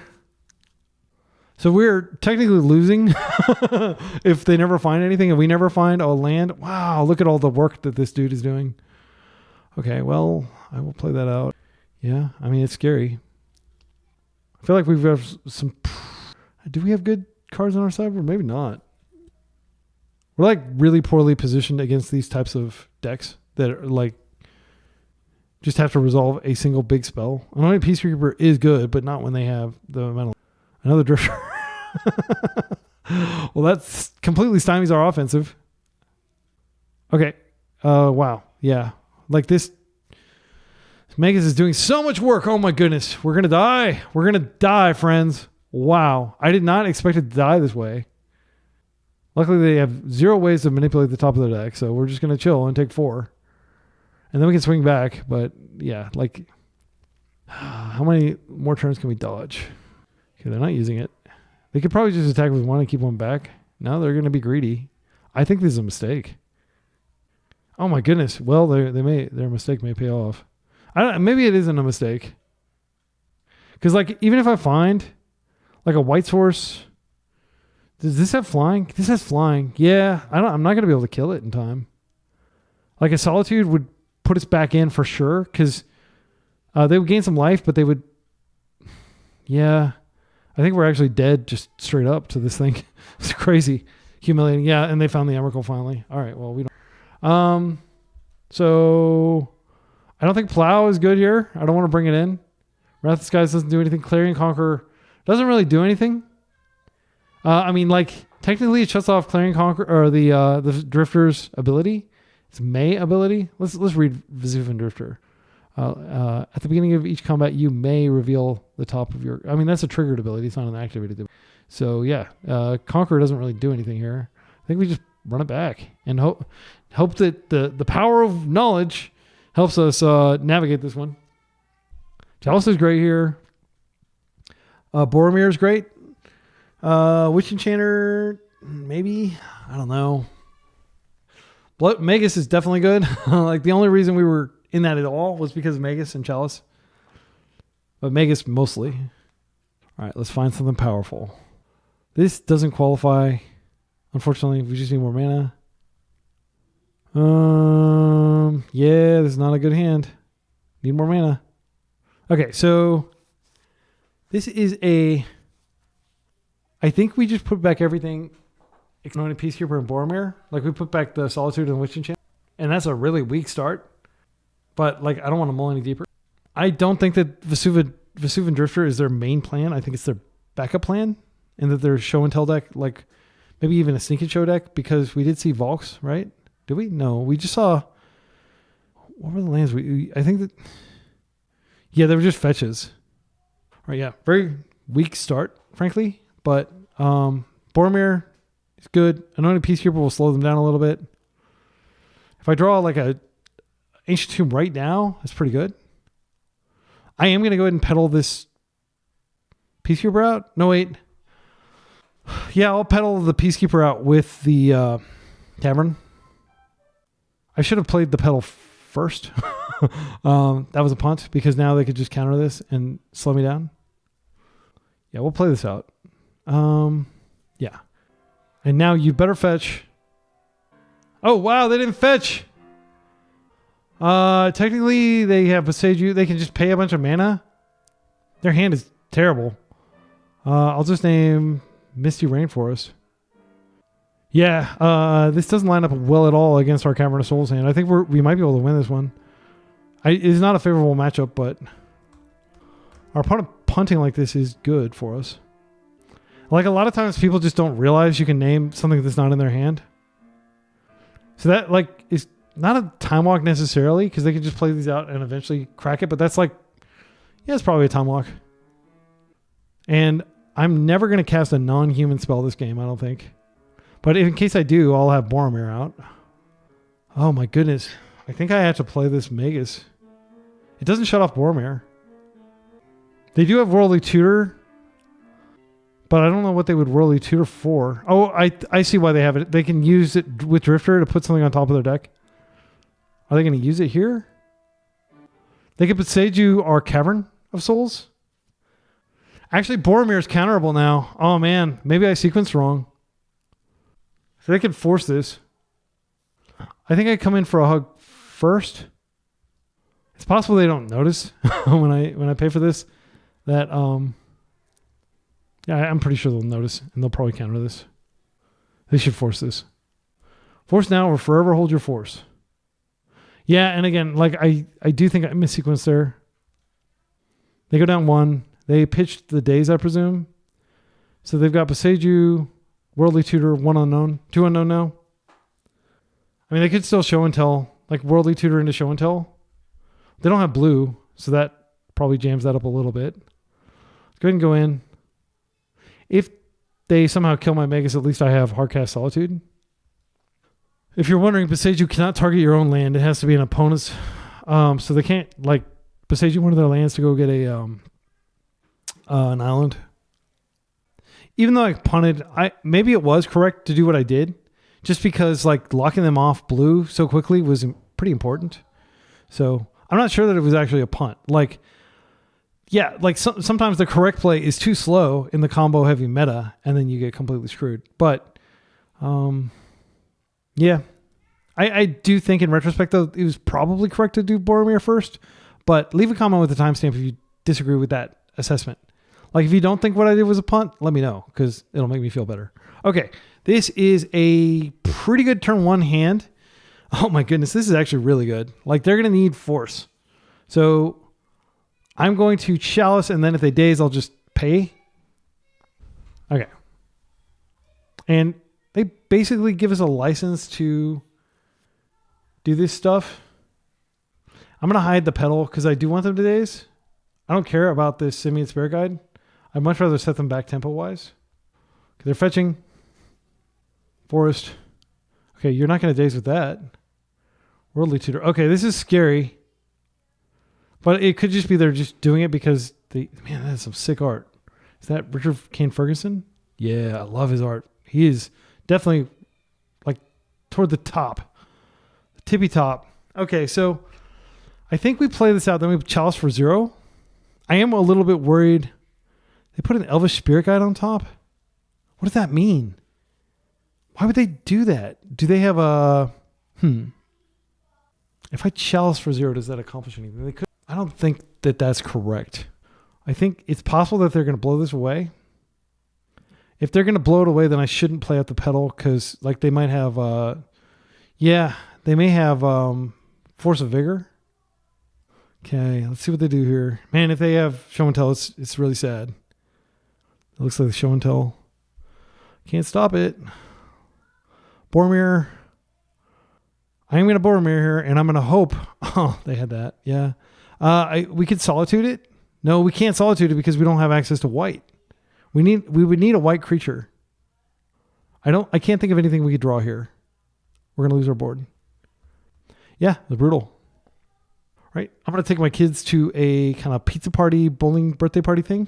And then I'll be back to play the final 4 rounds of this league. But I hope you're having fun. I'm having a lot of fun. This is a fun archetype. Let's take a look at the list one more time. Oh yeah, look at these. Look at these cards. They're all so good. Man, I wish they would print more of these in retro border. Like my deck is barely retro border at all and it's tilting me. Yeah, but man, like how much fun have we been having locking people out? This is definitely the best prison deck in the format right now, in my humble opinion. I think it's more prison-y than Moonstompy. Moonstompy is more just like hey, let's get out the broken One Ring and go to town with that. I like the fact that this can control the opponent and prison them a little bit. I like some interaction in my aggro. Thank you. That is the name of the game. Like pure aggro, not my style. Welcome back for round 2 of the second league. Opponent is a fan of the channel. They said they love the bug decks, and they are likely on bug beans. That's what they've historically played. This hand is really not that explosive. I want a Chalice hand if I can get it. Let's mull. This is better. Yeah, this is turn 1 Chalice into Blood Moon seems pretty solid. Peacekeeper's probably safer than Caves of Chaos Adventurer because they may have... I mean, like, let's just assume they're on a control deck. This can be removed. This can disrupt. I'd rather disrupt. I'm gonna put back the Caves of Chaos Adventurer. There's also the risk that they could have like Thoughtseize Reanimate, and we're not gonna be able to cast this anytime soon because we're gonna go all in on the Chalice turn 1, and then we're gonna follow up with hopefully we'll draw a Mox or a Petal or something, I guess. But I'm not gonna throw away a turn 1 Chalice. Okay, Delta. So this could be a Daze. Oh, that's good. I mean, this is turn 1 Magus. There's no way that it's good to do this, though. I think what I'm going to do is I'm going to lead with the Petal. That way I can crack, and I have this in case they Daze. I do want to resolve this Chalice. All right, we're in. That's great, because these decks, like, they could have Witherbloom Command, which would be devastating. If they fetch and get Hedge Maze, and then they Witherbloom, I'm going to be so sad. All right. So if they're on blue-black tempo, which... Usually, if you're on Beanstalk, you play Hedge Maze as the fetch because the green is the tertiary color. Oh no, please don't freaking Witherbloom me. I'll be so sad. There's the Bayou. Oh, Beanstalk is not the end of the world. And it's worth noting they are very vulnerable to Magus here. They're going to need, well, they're not going to be able to force. Yeah. Red, white, and do you have Dismember? If you don't, this game's probably over. Not necessarily over, but like we have Peacekeeper coming down and we can beat face pretty quickly. All right. And it's worth noting that they've been their only island. I'm going to go ahead and come in for a... Yeah, they just scooped. Yeah, we had, like I should have... I actually made a mistake by passing to combat there. I needed to anoint a Peacekeeper just to make sure. They didn't have like Dismember plus like... Well, I guess they wouldn't have necessarily been able to block, but... So against Beans, we're just keeping the same way. You can bring in Leyline if they are dependent on Merc. I mean, it's possible they just can't win if you Leyline. They can beat you with Bowmasters, but that's it. This also shuts off... It shuts off a lot of things they can do. Let's take a look at the list. That's the dirty secret of playing Bug Beans is you have to play Brazen Borrower because if they Leyline you, you're totally screwed. But I have played a game against Bug Beans where they were able to just gradually get 7 lands out and then cast their Mercs all natural. This said, I think we keep it the same. Like everything in here is relevant. Introducing the initiative is dangerous because they have Bowmaster, but Clarion Conqueror doesn't really do anything against their deck. They don't have activated abilities. I mean, we could pull this out and put in Leyline. Is that smart? So Leyline shuts off. It makes Witherbloom a worse card. It makes Murktide nigh uncastable. It makes Murderous Cut suck. You have to pay like the full 5 for it. They're probably not playing Uro, but it makes Uro suck. Bargoyf is terrible with this out. Man, I'm kind of think I'm going to go for it. Just because, like, I have this unique insight into just how annoying Leyline is to play against. If we don't get it, it'll suck, but we can, like, we don't really have a way to loot it away because we're not playing Fable. I'm going to keep this. This doesn't have a white source. Oh, wait, it does have a white source. Yeah. I'm going to keep this on the strength of Leyline. Okay, they're putting that into the void. They may go for basics here. They don't. Thoughtseize is fine. They can take our only white source, which would be annoying, but I'll survive. They should take Witch Enchanter here for sure. They play a lot of Wastelands. They may play 3 to 4. And I just want to emphasize how powerful this card has already been. Like, we got lucky and got it in our opener, and that's not guaranteed by any means. You have a 40% chance of getting it per hand that you look at. But since we mulligan a lot, I kind of like it. Because if we have mulligan once and we get a second one, for example, we're always going to have something we can put back. Our opponent's very smart and they took the correct card, so we're just chilling. And if they waste this, it's a bummer, but, you know, I'm not going to play out the City of Traders. Okay, Hedge Maze. They kept. So they may have found like a beanstalk that would be relevant here. Oh yeah. Yeah, let's Peacekeeper here. Yeah, we got lucky. And then next turn we have Dungeoneer. Okay. So this is what I'm talking about. They have Borrower. We just take the Borrower. We name Petty Theft. Barragoyf is shut down largely. Yeah, I'm just gonna name Petty Theft. They can still Fatal Push. They actually don't have a way to turn on Revolt. Okay. So, and you do have to name Petty Theft here, unfortunately. Like, you don't get to name both sides. Yeah, let's pass.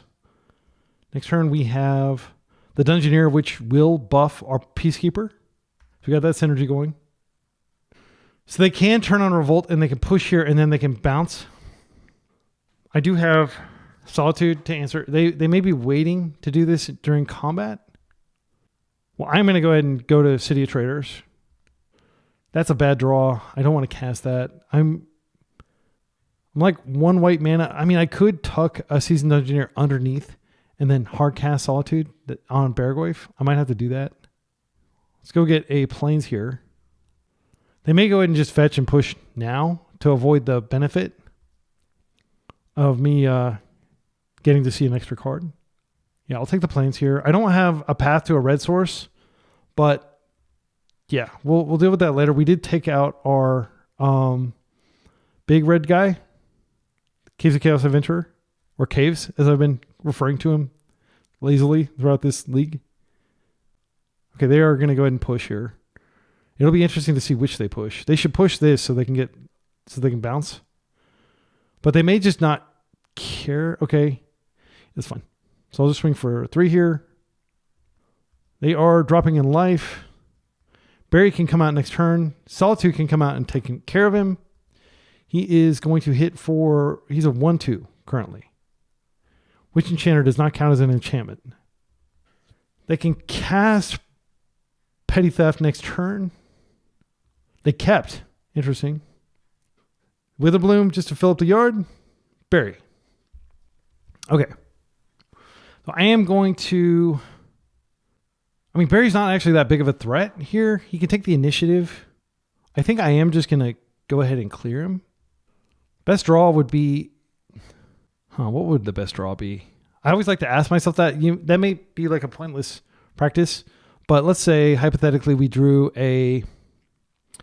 I mean, like there's Seasoned Dungeoneer to just go ahead and trap them. We're hitting them for 5. They'll be at 3. They take the initiative. They can go get a basic land. I don't really want to give them a basic land. I think I go for Solitude here. And I just do it during my turn. Oh, wow. That's good. Yeah, that's a pretty good card.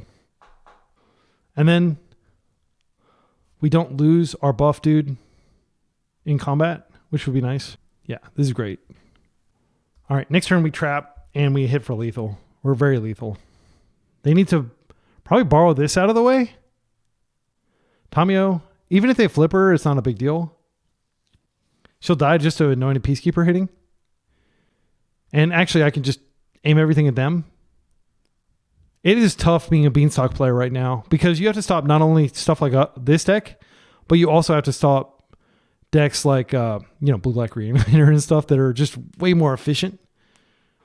Witherbloom here just to gain some life. Yeah, it's not going to save him. And it's important to note, I think with Barragoyf, you can, if you mill the... I think you might be able to put it in the hand, but you can't do that with Witherbloom. All right. So they have a chump blocker here. Let's trap them. I mean, assuming they don't have force. They could have force with their borrower. Then we just play this Dungeoneer, and I think we just attack through and kill them. I will play this out. Yeah, it's super tough playing Bug Beans. Like, I don't recommend it. You can watch me play a league with it. I think I 3-2'd, but it was like uphill the entire freaking time. All right, round 3, we've got 5 wins and 2 losses. See if we can keep going strong. All right, we're up against another fair gamer most likely. We're on the play. I mean, this is a turn 2 Dungeoneer, but we can just turn 1. No, we can't turn 1 the Anointed Peacekeeper. But I do have Solitude. I could just play this out tapped. They have played Beanstalk in the past, and it is nice to be able to blow up a Beanstalk. But like, frankly, we're going to have uncounterability, so we don't really have to worry about their forces and stuff. I do want to bait out force if we play this out tapped and then they force, or if they waste rather, then that's good for us because we have Cavern and Ancient Tomb, which are more likely to be important. So I'm just going to play out this Witch Enchanter tap. And we'll see, like, I'm not going to throw back a hand like this when I don't know what my opponent's on. And I don't have credible information as to what they're playing. I have like a league result from a few months ago, and I don't want to mulligan based just on that. Okay, Underground Sea. Thoughtseize. Okay, this is probably going to take Dungeoneer. It's definitely the scariest thing in our hand. Then I can uncounterably Peacekeeper next turn. If they're on Reanimator, this is actually devastating because they could take our Dungeoneer and reanimate it, and then we're probably dead. We don't have a way to bounce it back to our hand. All right, and as anticipated, they did take our Dungeoneer, which could mean they have Reanimate. Could also mean they were just worried about that. So, I mean, the simple thing to do is Peacekeeper with the Cavern and just pitch the Spirit Guide to ensure that this resolves. I think there's a very good chance that they have a Daze or a Force, so I do like doing that. We have plenty of mana for later. I'm going to name Human here. Pitch this. We're going to hope they don't have a Fatal Push. If they have Fatal Push, we can just name it and keep this around for like a couple extra turns to hit them in the face with it. Anointed Peacekeeper with the freaking hams. They did have... Oh, freaking... Okay, well, I think this is a Ponder take. They already have an insane Reanimate target, so there's no reason to go after Entomb here. I'm not going to go after Force. They have double fetch land, so it's not good to name a fetch land here. So we're just going to name Ponder. Yeah, they're on the big bad, unfortunately. It's a terrible matchup. We do have ley lines. And you might be saying, why are you playing this deck if it can't reliably beat Reanimator?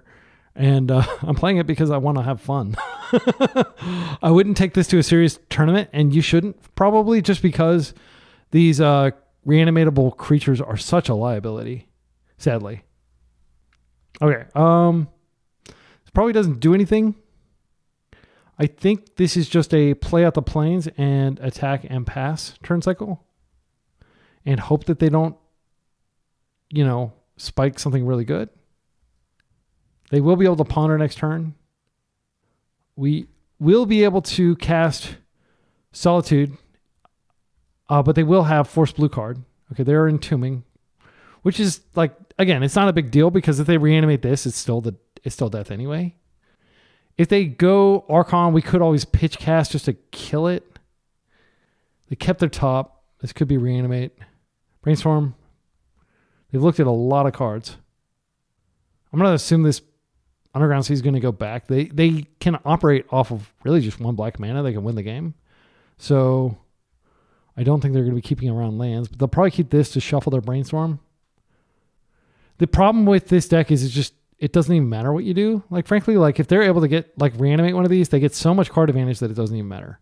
Okay, there's the please don't find reanimate effect. They've got 5, most likely. They may play 6. Some people play 6. Not seizing us again. That is okay. Doing 2 damage to themselves. Just checking to make sure we don't have an answer before they reanimate, I bet. Oh, okay. Well, that's good for us. We're actually not that far from doing enough damage to keep them off reanimate. Boromir is coming in for sure. No reason not to play this out. I'm going to go ahead and attack just in case they have Fatal Push. Maybe they push this. Okay, so they can still do disgusting things to us. Wait, there's no reason to tap that. All right, they can't force anything anymore, which doesn't really matter because we already had uncounterability. Our opponent's name is Salamander Slim, which just sounds like the coolest N64 creature. Back when every creature had to be some sort of animal. Not sure why they're I never understand why people time their things okay, you can just wait till the end of the turn. Okay, they're at 8. They actually, by fetching, they actually took themselves off reanimate. So that was dumb, frankly. I think that was a mistake. They shouldn't have fetched, because if they find the reanimate, they can't use it anymore. I guess they can reanimate our creature, but yeah, actually, if they reanimate our creature and hide behind the initiative, I can't do anything about this. Yeah, but like this is just a giant wall, really. They can't attack. We'll win the race. That's unfortunate. I mean, I could give this oh, okay. So I can sack this, give this the whatever it's called, but they could push or something, which would be annoying. So I don't believe there's a window where this resolves. I think I just need to do this before, because the second this comes in, it's like a state-based effect. The other one goes away. So I'm going to go ahead and just give all my creatures indestructible till end of turn. This will give me the ring bearer and I can attack. If you have a fatal push, use it now. Now I can go white, and I'll just play out another one, uncounterable, and I can hit you for 3 because this can go underneath this. And it's too late to push this. I'm coming for your life total in a very kind of weird way. All right, they're at 3. Definitely not attacking. If they fetch, it's just so bad for them. We got so lucky here. They're paying 3 mana to ponder. That's fine. I will allow it. What are they looking for? Another Merc would be good, because they could make another Merc and then have a big blocker. But that is next turn, and I can hit them for 3 again. I can also play this out, this Witch Enchanter, which doesn't have any targets in the entire deck, really. Like, if they find Animate Dead, okay, that's a target, but like we're going to lose before that happens. I think I have to play this out so that I can Alpha Strike them next turn. I can kind of Alpha Strike them anyway, because they're going to take 3 this turn cycle. Please don't find freaking Animate Dead. Yeah, that doesn't matter. I mean, that stops me from Witch Enchantering uncounterably, but Solitude, I don't want to do that. I'm just going to attack for 3. And then they're dead on board, basically. This card, Boromir, is insane. It's like so good. I know it's legendary, but I'm like so happy to play 3 of them. Also, I can sack this again and give this give this a looting effect if I want. So the options are play out Witch Enchanter, Solitude, but that gives them an extra turn cycle, and that also gives them enough life that they can survive. I think I need to hold this just as an emergency button. They have force. They may have blue card. If they force, then they're at 1. Like, this card soloed them. They can't force. Okay, they're at 1. Do you have... like, even if you have it, I'm going to Solitude here, and I'll just kill it, and you'll gain a bunch of life, but I'll still be hitting you with this. I don't actually know that I can win if they do it. But they can't actually force my Solitude because of this. A lot of times people forget. Is this a concession? Yeah, good. We beat the big bad. All right, and I am bringing in Leylines. You can't stop me. And I'm taking out the Caves of Chaos Adventurer. I mean, I'm tempted to take out this too because it's such a terrible card for them to Thoughtseize Reanimate. But like none of the other cards in my deck are that bad. Like, oh, it's pretty bad if they reanimate a Solitude and wipe one of my dudes. They didn't fetch any basics, so they may not realize I'm on Magus. Did they see any red cards? They saw me exile a Spirit Guide. Clarion Conqueror shuts down Tomio. That's all it does, really. They would never reanimate this, though, probably. We can plow if they get rid of my Chalice, but... like, I'm so tempted to just take this out of my deck because it's such a liability here. And then we just beat them with lock pieces, essentially. I am going to mold till I find a Leyline. Unfortunately, I have to do that. So if I'm going to do that, I might also have a Chalice when I find that. So that makes plow. If they bring in like Paraguay, no, it doesn't do anything. Yeah, I mean, I really want to bring these in. I really want to bring these in and take these out. This does pressure their life total in a way that our other creatures do not, though. Because they can just park a Merc in play, but this can attack through Merc. I think I'm going to keep it with this configuration. And it's risky, but I'll do it. Because we do need to be able to end the game against them. If we dirtle long enough, they will figure out a way to assemble some sort of degenerate combo. Can we get lucky and get the we don't get lucky. This hand is good. It's not great. I'm going to mulligan this. 40% chance every time we mulligan. Turn 1 Magus. It's counterable though. I don't think it's good enough. I'm going to try spin the wheel one more time. We did not get there. This is Anointed Peacekeeper and Boromir. We could put this back. Put back this.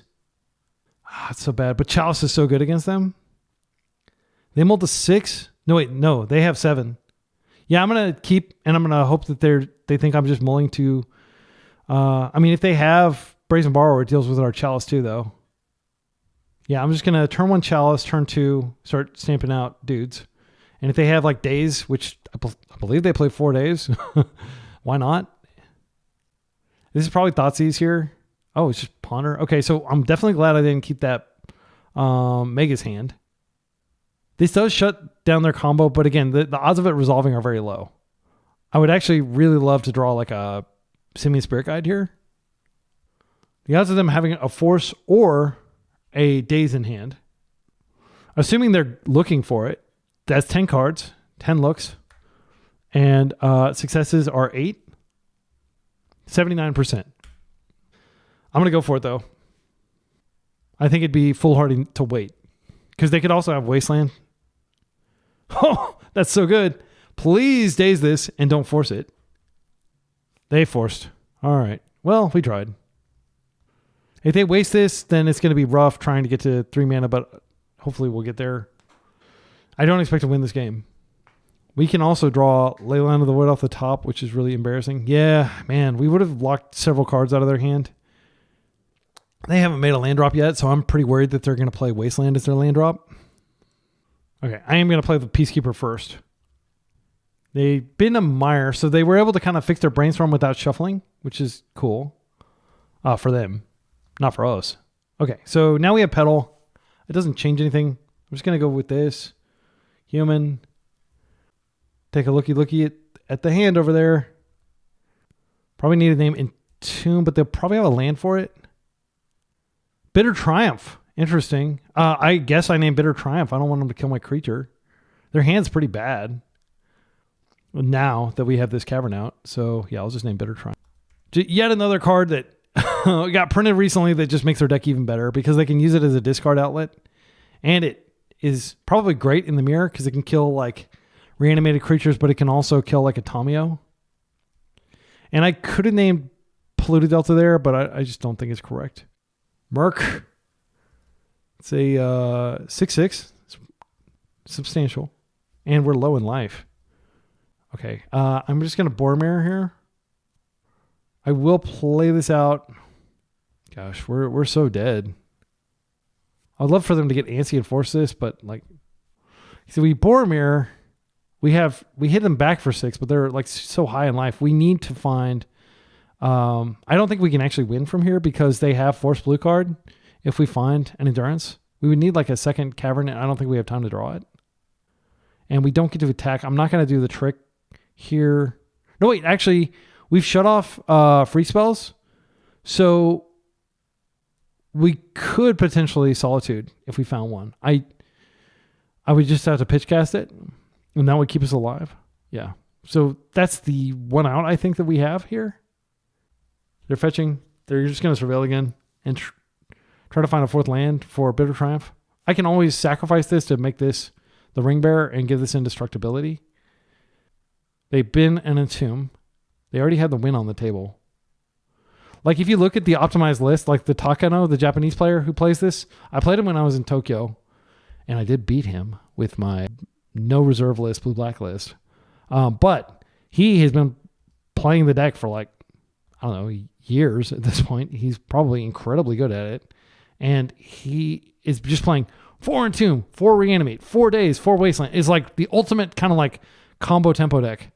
I just don't think that there's a way to reliably beat it. Okay, let's think about this. If we tap this, we're dead. So we can't play this. There's no way that we could surface a Solitude from this. I'm trying to think if there's anything we don't have a way to gain life other than solituding our own creature or getting a Solitude out. I'm just going to hope that we draw a Solitude here, and we're going to attack for 6. If they're playing Bowmaster, we'll see soon that they're playing it. Yeah, I'm just going to chill. If we find Solitude, again, we can get it uncounterably. Entomb, all right. They put the Archon down there. We couldn't beat the Murktide. If they re-Murk, it's, it's lethal. Even if we Solitude, we're in a pretty bad place. But I am going to try to Solitude here. So now they can Bitter Triumph us. So they could do that with the Solitude on the stack to make it uncounterable. Yeah, good game. Okay. The thing to understand about their deck, why it's so overpowered, is not only is it an insane combo deck, it's an insane tempo deck, and you frequently just die to a Murktide while you're trying to prevent them from doing crazy things. This is so tempting. So tempting. We take out the Magus, which probably doesn't matter. We bring this in. But if we keep the Magus in, we have the potential for like a turn 1 Magus, which I like. I don't want to be too defensive here. Yeah, let's just keep it.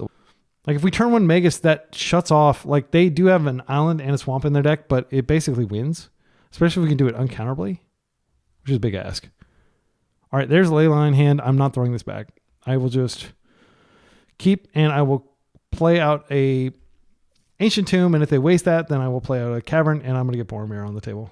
This will slow down both the Merc and their main plan.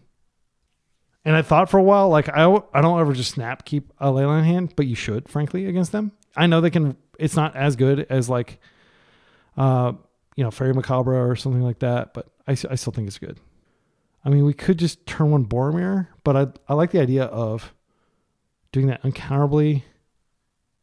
I mean, we could just turn 1 Boromir here, and that starts hitting them. And if they do want to force it, we just have a follow-up, and we've gotten the force out of their hand. I don't hate that. They could have like Fetch Fatal Push or something. Yeah, but hitting them for 3, like main goal is you disrupt them and then you hit them a bunch. So they're going to take our Boromir, but that reduces their life total.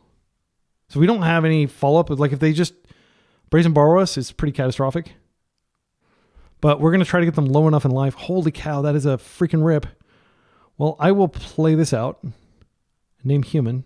We can't do anything with it yet, but that'll be good next turn if they don't Thoughtseize us again. If they why would they Thoughtseize us?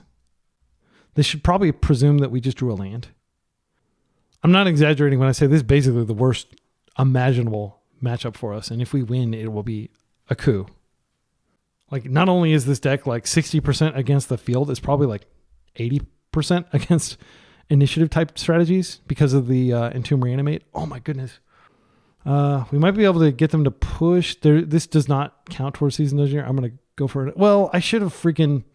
Just in case they had the push, I could have made Seasoned Engineer Ring Keeper, Ring Bearer. You have Brazen Borrower. What are you doing here? Fatal Push. I will sacrifice it and get tempted. And they're paying 3 life to do that, I guess.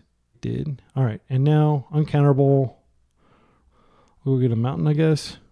Actually, I should get a plains just in case I find Solitude. I think it's more important. I can, yeah. Because unless they waste this, I can play out Magus, but I need to be able to play out Solitude too. They're at 13. They have to Brazen Borrow this, somehow kill this. A Merc would be good, but I can attack through Merc, and I think I can race Merc. They could find a fetch land and then just push, or they could have a second Bitter Triumph. I mean, that card is definitely strong. We won by Blue-Black Reanimator, by player playing the tier 0 deck. It is a conscious choice. You don't have to play that deck. Everybody knows it's overpowered. If you're winning, you're not beating your opponent. Your deck is beating your opponent if you're playing that deck because it's so overpowered. That is the hill I will lie down on and pretend to be dead. All right. Round 4 of the second league. We're up against a likely lands player. This hand seems pretty good. It doesn't do anything explosive. Peacekeeper is good, though. He said, be excellent, my friend. Same to you, unpronounceable username. Quapuff. I played against this person several times. They're pretty good. They're on the play. They could do something really scary, like Mox, land. Oh, they're on big mana. Okay. We have to race them. They're not on lands, they're on ramp. I think this might actually be pretty good against them. I don't really have any plays other than just... I'm going to go ahead and play out the Petal. Peacekeeper doesn't really do a lot when your opponent has tons of mana. Oodles of mana, which they will have soon. We can name like the One Ring with this if we see it in their hand, and then it'll cost them a lot to cast it, and it'll also cost them each time they activate it, which reduces the impact of key. Okay, so now they have 3 mana. Don't play Cruel Captain. Chalice on 0. Oh, yes. That's good to know about. I love Chalice. I think it's one of the best designed Magic cards in history. It's like high. You're spending a lot of resources to get it on the table, but once it's on the table, so good. So here I have to actually play this Witch Enchanter out to be able to cast my stuff, don't I? I mean, I could just use the Petal and Peacekeeper. I think I just used the Petal and Peacekeeper here, but then I had to play with the Witch Enchanter subsequent turn. I mean, I don't care about this. Like, I think it's unlikely that I draw another 0 drop, but if I do, I can always Witch Enchanter it out of the way. I love this card. I can't stop talking about how much I love this card. This is the best multi-face card ever printed. Better than Sink into Stupor, better than Fell the Profane for lands that come into play untapped. So I'll get off my soapbox here and let's get back to the game. I think the play here is Peacekeeper. Yeah, I would have had to use the Petal either way. So this gives me a little more flexibility. Now I can name K-Command, so they can't K-Command my dude. Well, we'll get to look at their hand. It's part of the resolution. They can't interact until this ability is resolved, which is a cool thing. Like whenever you see as it enters, that is a powerful effect. That is not something that your opponent can really do anything about. Okay, they're on the blue version. That sucks. This is actually even worse for us than the green version. So, but the good news is they're not going to be able to force anything once Boromir hits the table, if Boromir hits the table. The card they pitched there was Lorien Revealed, which would have drawn them oodles of cards if they had double blue, but they won't have it for a while. Yeah, and you've heard my whole spiel about, like, I would like to respond. Excellent control player, like, slops. Props for being an inspiring control player. Slops for introducing this deck to the world. It's no fun to play against. This is the One Ring. You know what? I don't. Sorry. But they're just so far ahead, it's not even funny. Our hand isn't that great. Okay, so cards that come in, Clarion Conqueror. That's an easy one. Cards that come out, Chalice. It doesn't do anything. And then I guess we bring in Wrath. It's not great against them. Actually, we're at 60 cards. We don't have to bring in anything. Plow doesn't do anything. They're a creatureless deck. They're a coward deck where they hide behind their One Ring. And again, I don't feel bad calling it that. Like, the One Ring is such a cowardly card. It's the most cowardly card ever printed. I wish they'd never printed it. Like, I really do. It's not that I want it to be banned. I wish I had back the many, many waking days of my life that I just sat at my opponent's, staring at my opponent's One Ring as they were tapping it and drawing a bunch of, pulling away with the game with a card that completely annihilates any real value in, like, playing value gaming where you're going for 2-for-1s and stuff like that. Anyway, I'll quit whining. Okay, so yeah, this is the deck for sure. Magus is great here. And a general rule, if your opponent's playing Chalice, you shouldn't be playing. This is a freaking hand. Turn 1, Magus. I'm going to do it. Uncounterable Magus? Sign me up. Sign me the heck up. All right, so first I'm going to play the Mox. I'm going to put Boromir under it. That way I do have a white source. Wait.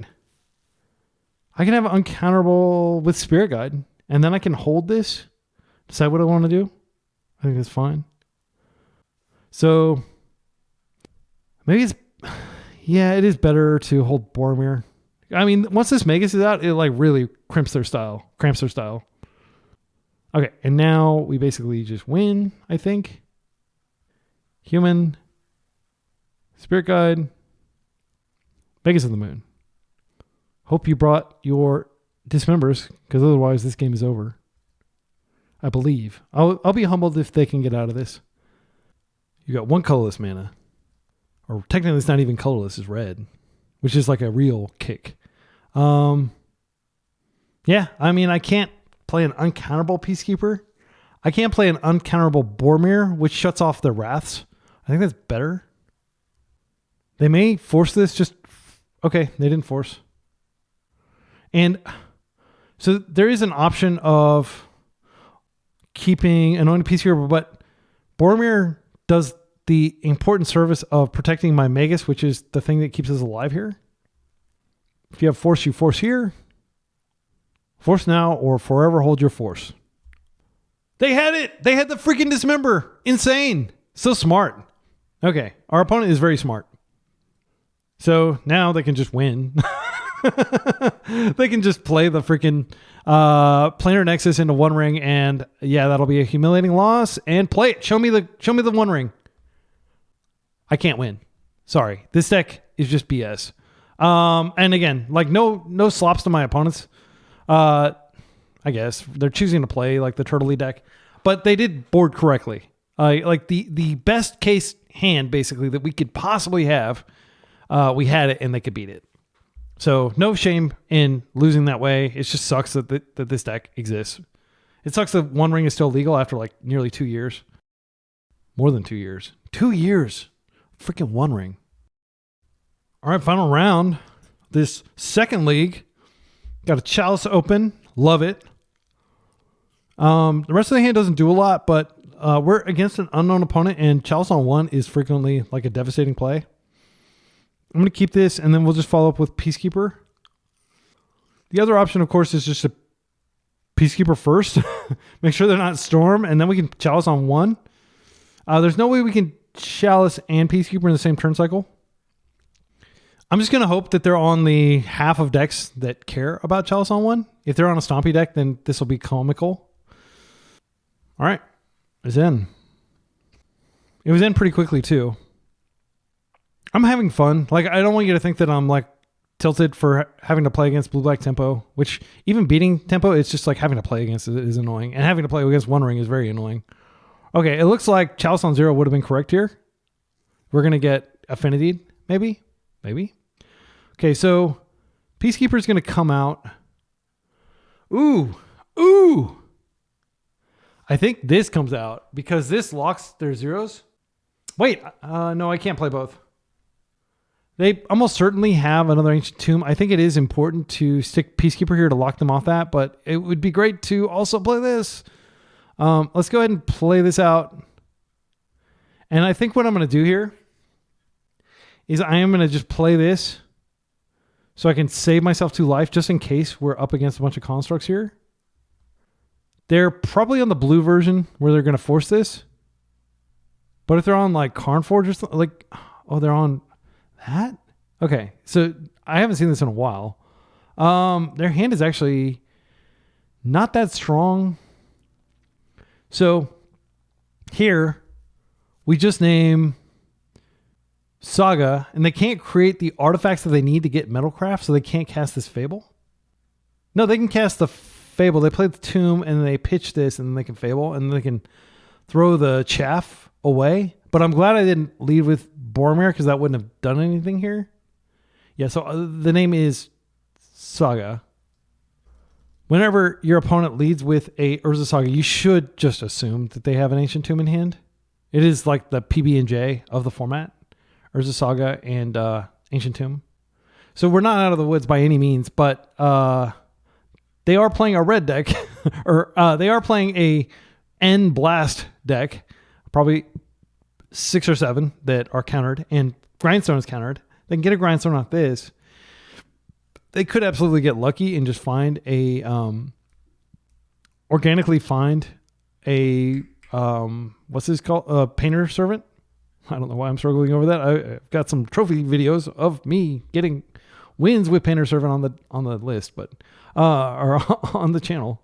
Okay, yeah. So this is a good card for them to play, but this will not generate enough for them to get Metalcraft this turn. Next turn they will have Metalcraft. Okay, so the best draw we could find would definitely, like, Solitude would be... No, I don't want a Solitude here.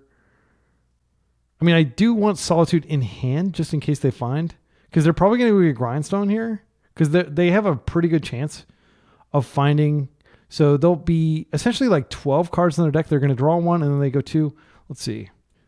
And I've been looking these up a lot more just because I want to improve my intuition about it. Yeah, 60% chance to find a painter. All right, let's see what we rip. All right, that's good. That is good. Yeah, I'm just going to attack and I'm just going to hold this just in case they find it. I don't think they'll be able to disrupt me. They did use their spirit guide, so their hand is fully known here. No, wait. There's a 1 unknown in there. So I'm just going to come in for a hug. I have to, like, our hand is actually pretty garbage here. But they can't really attack in. We can kill it unless they go get, like, Shadow Spear or something like that buffs this. So the reason, again, I'm holding this is just in case they go all in on a painter. I don't believe that Boromir has a substantial impact on the game. Like, they probably have like maybe like 4 or 5 0-drops in their deck. So I believe this is just going to go get Grindstone. So if they draw it, they can, or if they draw a painter, they can win. Fury would be super annoying here if they find it. That's another reason to get Boromir on the table. But I have to exile something to Chrome Mox to get white. A Petal. Interesting. So now they do get Metalcraft when they attack. So I guess they're off the Grindstone plan and they're on like a Fury plan. They could hardcast Fury here. Let's see. 1, 2, 3, 4, 5 off that. Engineer is annoying.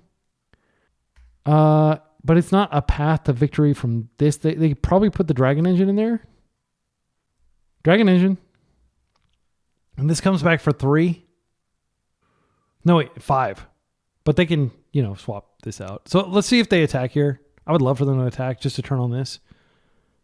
Okay. And now, let's think about this. They're going to have red. So this token's already on the stack, unfortunately. Yeah, I think I just had to let them dump their hand. Yeah, I will kill this thing, though. So what they can do is post-combat, they have enough mana that they can bring this back. It's a 3/3 double striker. Or 2/2 double striker. Oh, interesting. Yeah. I mean, I'm probably going to hit this. They can use this to bring this back, but like it's not that big of a deal. I want to hold this just for another turn cycle, just because they will have Grindstone in their yard once they've activated this. Ooh. We don't have red. So this is not a good draw, unfortunately. They could double block this, and then I could blow them out. I think that's actually fine. I'll do that if they... Okay, they don't block. It's tricky here. If we Solitude now, we remove the ability for them to do anything with this. They've already gotten value out of it. They get to refill their hand. It feels so bad to Solitude here. I feel like we need to keep this up. I will play out this. I mean, there's no reason not to. I guess actually that is a reason. I forgot about that. Yeah, we're just chilling. Yeah, I shouldn't have done that. That was dumb. Sorry, my excellent friends. Late game punts. Late in the league punts. Everybody stuck around to watch Be Excellent make silly mistakes. Okay. So you get to draw and discard 2 cards and get further into your deck. That's fine. I leave a comment with a timestamp if you do think that leaving this engineer in play is a mistake. So now they can get the Grindstone. I'm just going to assume they've discarded all the stuff in their hand. It looks like, yeah, they've discarded all the chaff that gets countered by Chalice. This is scary, and they've got another one coming. I don't think we win this. We just bricked on land too many turns in a row. If we could find a Plains, then I could Mox, pitch this, and then Hardcast Solitude, and that might be okay. They are attacking. I'm going to block this. They've got tons of mana. I'm taking out Chalice for sure. I don't think I'd rather have Plow than Chalice. It is doing some work, but keep in mind, like a lot of the blasts are probably going to take them out since we're a non-blue deck. Okay, that's fine. So I just need to chill and wait for the window. Like if they play it out and then attempt to activate it. Oh yeah. All right. So we just wait for them to activate and then we can, they choose blue. Unfortunately, that doesn't help me since I'm not a blue deck. A lot of times that'll give me cards I can pitch to force. Okay, and they're going to wait till our upkeep, which is fine. They do have the mana. Okay. I will just Solitude here. And again, this isn't the win you might think it is because they have the ability to just bring this back and get a bunch of cards next turn. So like we're still very much up against the wall. So they do mill a couple cards. Hopefully they're bad cards. Okay. Those were not the greatest cards. Wish Enchanter would have been nice. No, we didn't have white mana. Yeah. Okay, can we draw something that unlocks our hand? We're close. Oh, no. Yeah, I'd like the Witch Enchanter here. They may find another dude. I'm going to swing in. There's no reason not to. They're at 9. I don't think it matters, though. If I draw another white source, this Witch Enchanter will be very good because it can take out this, but they can... I think we're just dead because they can copy this and they can go get a dude. Well, they have the mana to do that. There's nothing to be done, frankly. Like the option is play this out, but this card is so good that if we draw anything, I want to hit this. There will be 2 of them now. So they can just copy this, and then they can go get a dude. I think that's the play, or they could just make a ton of copies. Like, I'm just going to concede. We've definitely lost this. I can't imagine a world in which we beat these. All right. And again, like people may be criticizing me for premature concession. I don't think that was a premature concession. I think our odds were like less than 5%. Well below 5%. Okay, so we're basically bringing in the entire board other than the ley lines. Cards that are coming out. Magus, not good against the red deck. Chalice, not good against the Chalice deck. Well, they may not be playing Chalice, but they other cards that are bad. Like Wrath of the Skies is insane against their deck. Boromir doesn't really it stops Fury, so it's not that bad. I love the initiative. That's what I want to get going. I love creature interaction. I think it's the main thing we need. So I'm going to keep the Solitudes in. We could take out the Sim and Spirit Guides that slows us down a little bit. I don't like that. We could take out Mox. Actually, I think we just take out Mox. Because Petal is not hit as hard. But we have Wrath and we have Clarion Conqueror making Mox pretty terrible. Because this is just one shot. We use it before we play these. And then they're just bad top decks. I am pretty happy with the sideboard configuration for this. I think we're not favored necessarily, but Conqueror tips the scale so much in our favor if we can get it to stick. Fury is a concern. Boromir is the solution. We do need several of these pieces, like these lock pieces, interlaced, to be able to lock them down. We're on the play. I mean, this Conqueror hand is insane. I think we just open Plains. And then Conqueror locks their entire deck. I do want to... Okay, I'm going to go Plains, Traders, Boromir, and then Conqueror. That way they can't Fury. I think Fury's their main creature interaction. Keep this. Snap keep. And this is... Like, we're much more of a control deck than an aggro deck. We are playing control here.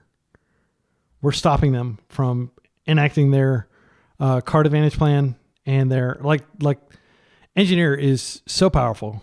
Welder's strong too. Yeah, that's very scary.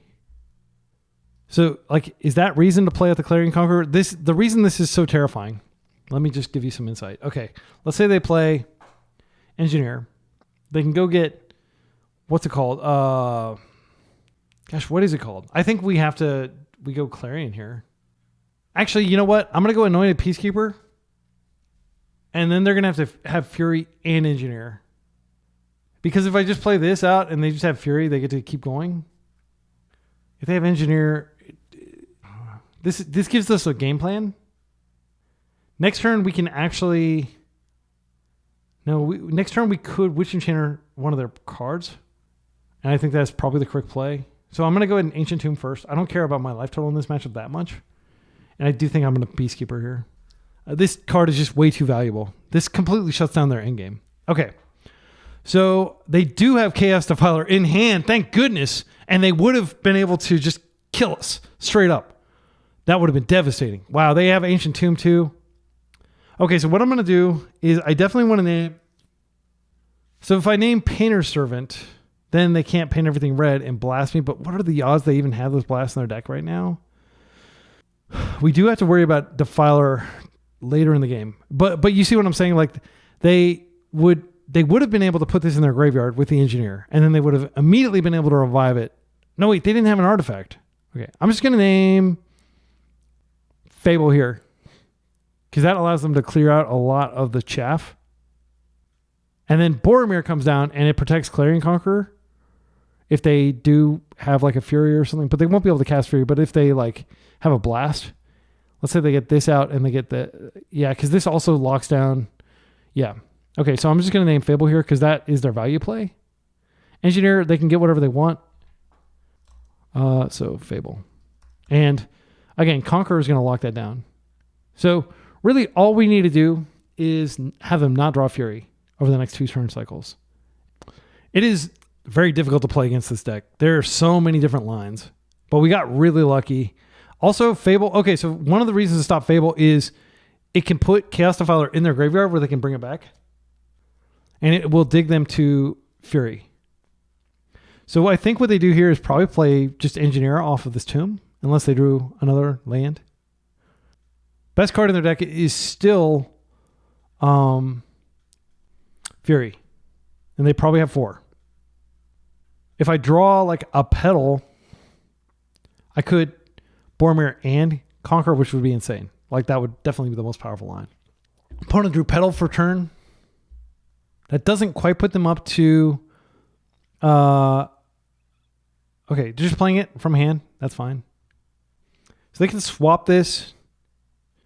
They can like Petal, like activate Petal and then swap, and then later swap it and get it back. I don't have an offensive anymore. Petal is still the best draw in our deck. Or a Spirit Guide.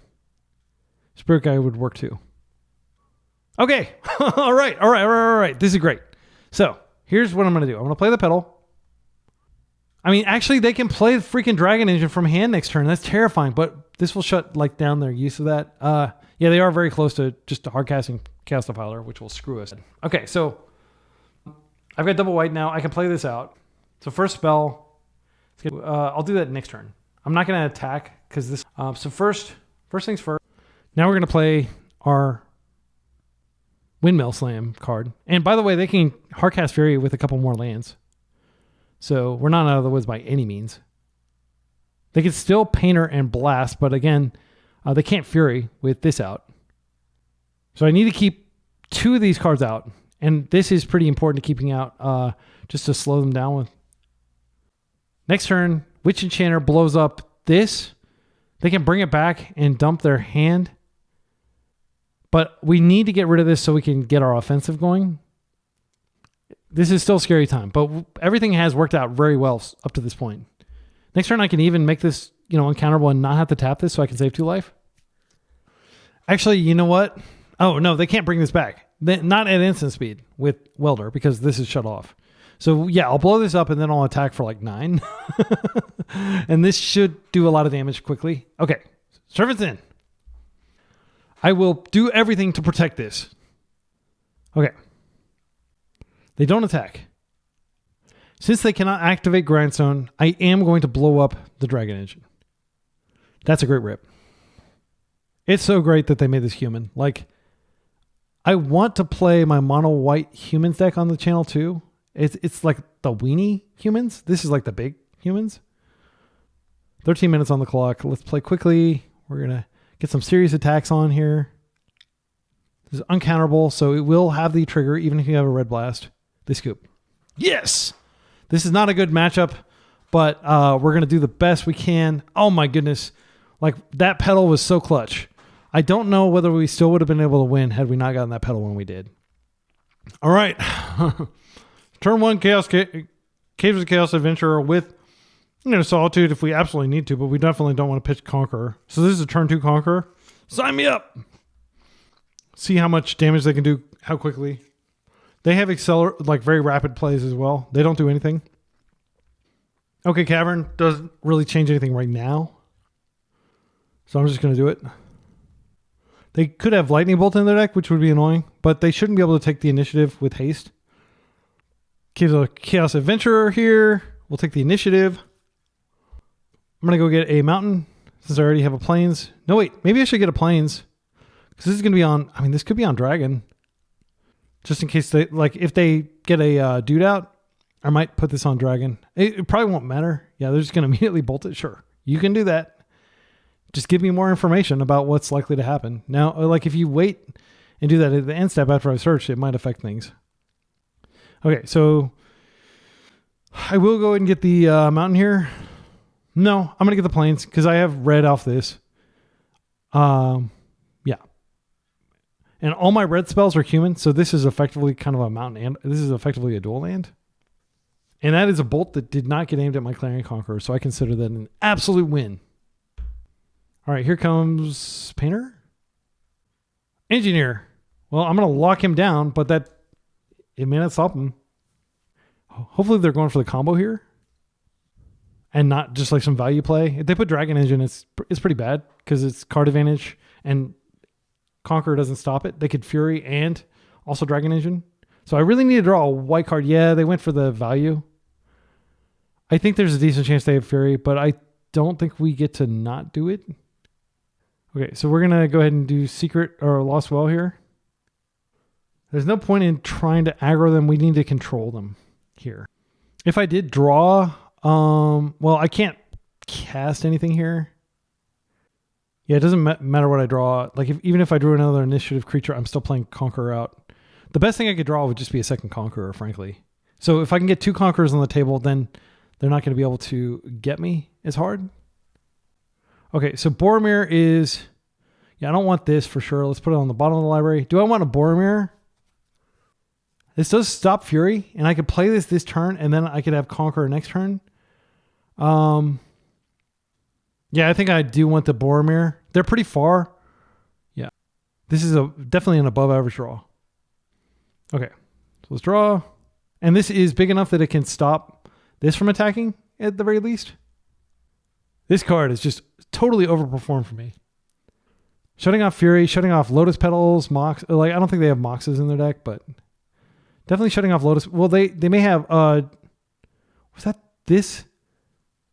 That was this match where they played like Ancient Tomb into Mox Opal. So they probably have 5 0 drops in their deck, and then they have the Furies. And a lot of times they don't read the text, but our opponent, probably is going to read the text and realize that they can't Fury. The big question is, do I let them take the initiative if they're able to clear this? Because I don't have a quick way to get it back. Oh, they can give haste to something here. That's scary. Scariest thing they could probably do would be play out the, what's his name? The Painter. I don't know why I struggle over the name. Painter Servant. And then Pyroblast this. And that would probably, I think if we lose the initiative, we probably lose. Just because they'll be able to keep it for a long time. They've got lots of blockers. Also scary that this produces 2 mana, so like next turn they could play a Fury. And it would be hasty. That comes in. That is probably not something you want in your deck against me. The One Ring, okay. Welder. This does allow them to swap next turn. I mean, they could technically swap now if they wanted to. So Conqueror comes down. They can still hardcast Fury. I can protect Fury with this. Okay, so let's go to the stash. These treasure tokens are worth way more than you would think. And I don't think it's correct to try to tempt them to attack us. Gonna stash here. So what they could do is they could swap this out for this at instant speed, but not after I play out Conqueror. White card, please. Okay, that doesn't help. I think I just play out the basic planes here. And I'll take 2. I want to keep this for later. I mean, I could go ahead and Fury, but yeah, I think it's very important that we go ahead and get the Conqueror out. This shuts off the ability for them to swap at instant speed, so I can get an attack for 3 here. They are activating. Okay, so I'm not going to be able to get an attack. They're going to get to refill their graveyard or refill their hand. Okay, they dumped a bunch of crap that shouldn't be in their deck. Magus. An untimely malfunction, destroy target artifact. This just isn't a good card against us. Change the target. 1 or 2 creatures can't block this turn. I could see that maybe mattering. I just don't think this is a good card to bring in. My humble advice to people who are trying to decide how to sideboard and build their sideboard and stuff. I think what we do is we probably block this and we make it Ring Bearer. Or we double block and we Ring Bearer and then this dies in combat and this survives. And then next turn we have Solitude, hard cast. So this doesn't, I don't have good attacks here because of this double strike. Yeah, so we had to protect this at all costs. Otherwise we're just dead. Like they don't technically have the answer in their hand or graveyard. I mean, technically I could put this in front of Fury and trade with it instead of that. Fable is annoying. Next turn, I'm getting a Catacombs, dude. They could just overpower me, but I have a flyer to take it back.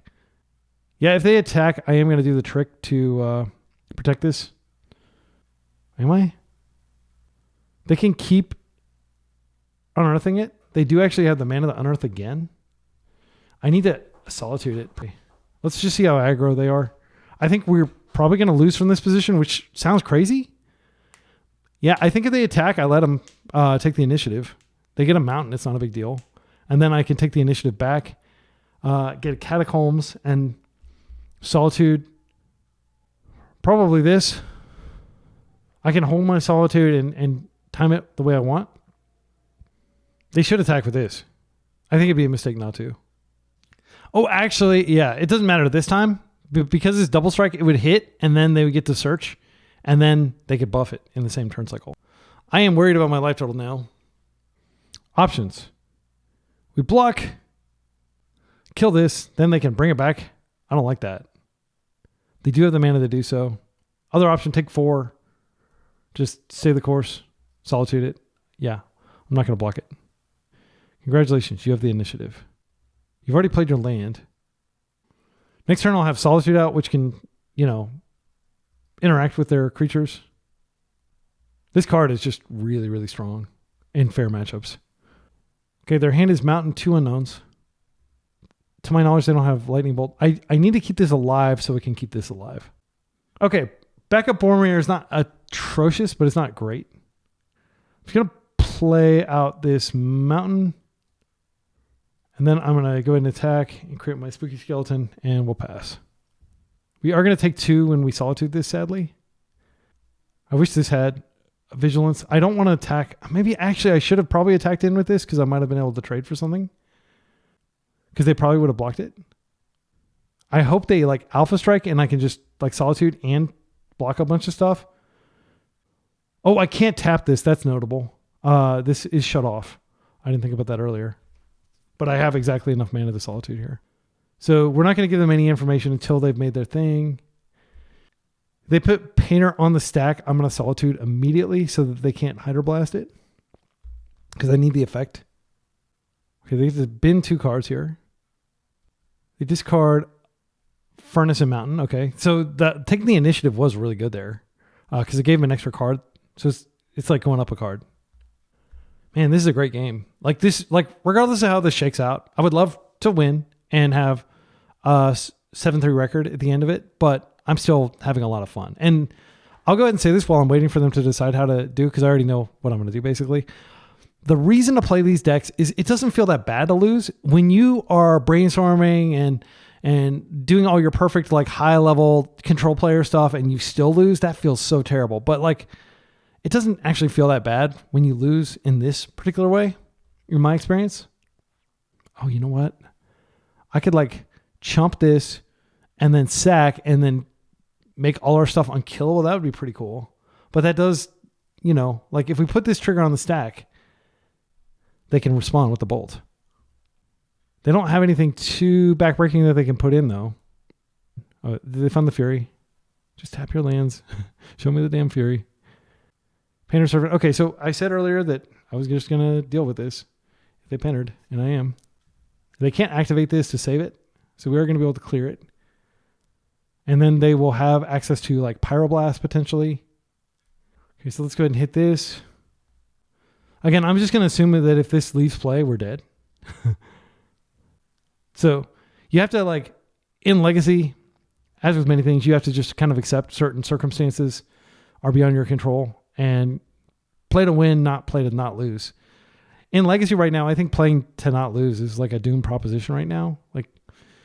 Legacy definitely rewards the aggressor. We're playing the control role now because we're on the draw against a combo deck. But they're going to make everything blue and they're going to try to Pyroblast this. And then I'll sack. And then they'll have to have a bolt as well. Okay, blue. Okay. Magus of the Moon. I don't care. That's just a... but does it get haste? I think it might get haste. So they are going to be able to like do a lot of damage here. But we're going to be able to throw in, and I'm going to hopefully find another Conqueror. I think they're going to go like just all in. Smush. All right. So I have a flyer, so I can definitely get over there. They get a dude that can't do anything. Okay, so I want to take... I don't care about this. This is actually kind of helping me because it makes it so I don't have to take damage. Let's go to blocks. So I will block... This is the scarier of the two cards because you can bring back anything. And then, yeah, I'll just remove material from the table.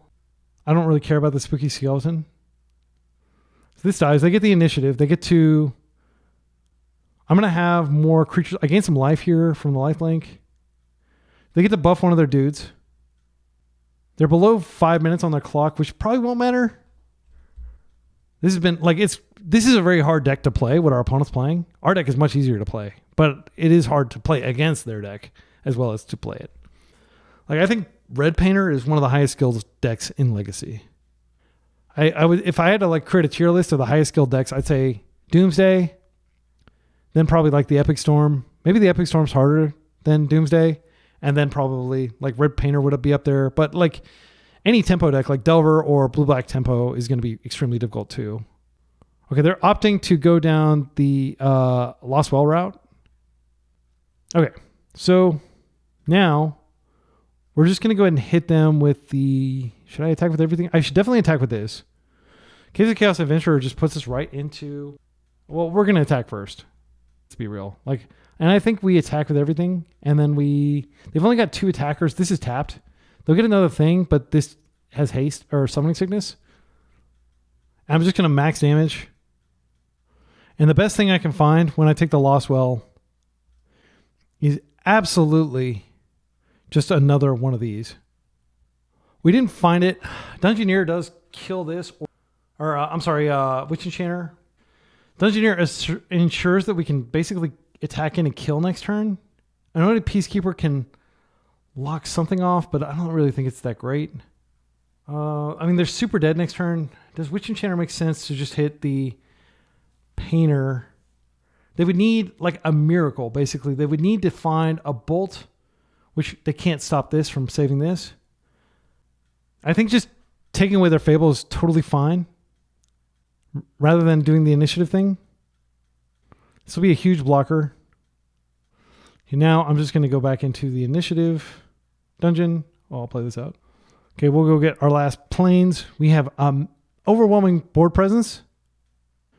Yeah, they scooped. Okay, so that is a 4-1 followed by a 3-2. I'm feeling good about this list. I mean, like, I think my overall record with it is profoundly positive. I would say if you want to play on an initiative list, this is the best list. I'm not an initiative expert, but I don't know that anybody is. I'm not like Phil Gallagher from Thraben U in terms of like stompy, enthusiast. I do love playing stompy, but I'm a control gamer. But like, I like interactive. Like if you just want to go pure aggro, there might be like if you do the 3-color one that has even more initiative creatures. I think there's a trap though. This is plenty. 8 Apex cards in your deck at the top of your curve is plenty. Boromir overperformed the entire league, keeping our awesome dragon alive. Okay, so the reasons to play this deck. 1, Clarion Conqueror, insane card. Absolutely insane against Nadu. We did beat Nadu once. We lost to Nadu. What were our losses? So we lost once to Nadu. We lost once to the I Would Like to Respond, like blue deck. And I can't remember the other loss. We beat Blue-Black Reanimator. Yeah, I mean, it feels great. Wrathless Guys never got cast, but you can see how it would have been really good in that final round. I don't really have any changes I would make. Like, I really thought about it after the last leagues. Like, are there any changes to make? I feel like this deck is done. I know that may sound like I've got a lot of hubris, but like, what more do you want than Magus of the Moon, Chalice of the Void, Boromir, Anointed Peacekeeper as your lock pieces, Witch Enchanter, Solitude as your removal, and Seasoned Dungeoneer and Caves of Chaos Adventure as your win con, combined with tons of basics and all these cards. Now, the one regret, again, I said this earlier, I really wish they had an alternative to City of Traders that was not reserve list, but I don't think you should play Stompy without this. So I could definitely see somebody trying to make a no reserve list, but it will just be so much worse. Like City does perform a very vital role. It really does give you a lot more paths to turn 1 Chalice, which you absolutely want, or to a potential turn 1 initiative creature, which is almost always like a winning line. Chromox, I don't like this card going down in cards, but it is a necessary evil. It is definitely the weakest card in the deck and the most cuttable card in the deck. I played mono white kind of stompy without it because it does clash with Clarion Conqueror, and you want 4 Conquerors in your stompy lists. This is a reason to play red-white instead of playing mono-red. Mono-red is probably better if you just want to win a lot, but it's kind of boring. Like I've expressed my disdain for One Ring. I just refuse to play it on the channel. I refuse to play Entomb. I refuse to play One Ring, and I think I'm not going to play Nadu anymore. I'm just so sick of playing with him. I know that it's wrong to play Bant without him, but I feel so dirty winning with him. And again, I would love to not play Tamio, but I think she's table stakes. So my hope for the upcoming ban announcement is they ban Tamio, they ban Nadu, and they ban Entomb. Like if they did those and the One Ring. Yeah, I know it's a huge Christmas land list, but if they ban those 4 cards, I think it will make Legacy so much more interesting. The problem with Nadu is it's boring. It's not necessarily that it's too powerful. It is too powerful, but there are lots of cards that are too powerful, like Ancient Tomb. Nobody's saying ban Ancient Tomb, even though it's probably the most powerful card in Legacy. It's an interesting card. There's price and there's like risk and reward, you know? I mean, overall, paying 2 life to get like ahead, like basically time walk your opponent is totally reasonable. And it's not just like one time, like every turn you're up. Like these types of decks, you would kill an entire archetype. You kill like a third of the meta if you remove this. And I think that this should be a third of the meta. I would love to see Ancient Tomb decks be a third of the meta, Brainstorm decks be a third of the meta, and then like, you know, LED type decks or something like that be a third of the meta. But yeah, like I think that'd be a pretty healthy meta, and that's pretty much where we were before the One Ring got printed. But from there, Legacy's kind of slid downhill, in my opinion. But that doesn't mean we can't still have fun. Okay. So the main thing is, yes, Legacy's screwed up. Yes, Wizards is asleep at the wheel, not doing a good job of administering the ban list. I don't think anybody disagrees with that statement. But we can still have fun. And we just had a lot of fun. And that is the name of the game. Like, we did punish the people playing the broken tier decks. We did lose the Nadu once, but like we did beat it pretty handsomely the other time. I don't think this is a main deckable card. I do think that it is a great sideboard bullet. Wrath of the Skies, I'm not totally sold on. Do we really need this? It doesn't have really any impact on our deck other than, like, you wouldn't want to bring it in when you had Chalice. I don't know. Like, I don't think it's a main deckable card, frankly. It's just not strong enough. But Boromir and Anointed Peacekeeper are strong enough. Now, the other card that a lot of people play that is a human is Spellbinder, Elite Spellbinder. I don't think that's good enough, frankly. The ability is just not as strong. Anointed Peacekeeper being able to lock off activated abilities.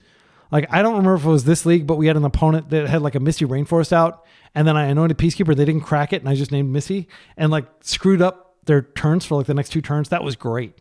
And that's something that you can't do with Elite Spellbinder. Also, this 3/3 body is so relevant. The Vigilance is so relevant. We hit through blockers so many times where they just like we could hit them, but they couldn't hit us.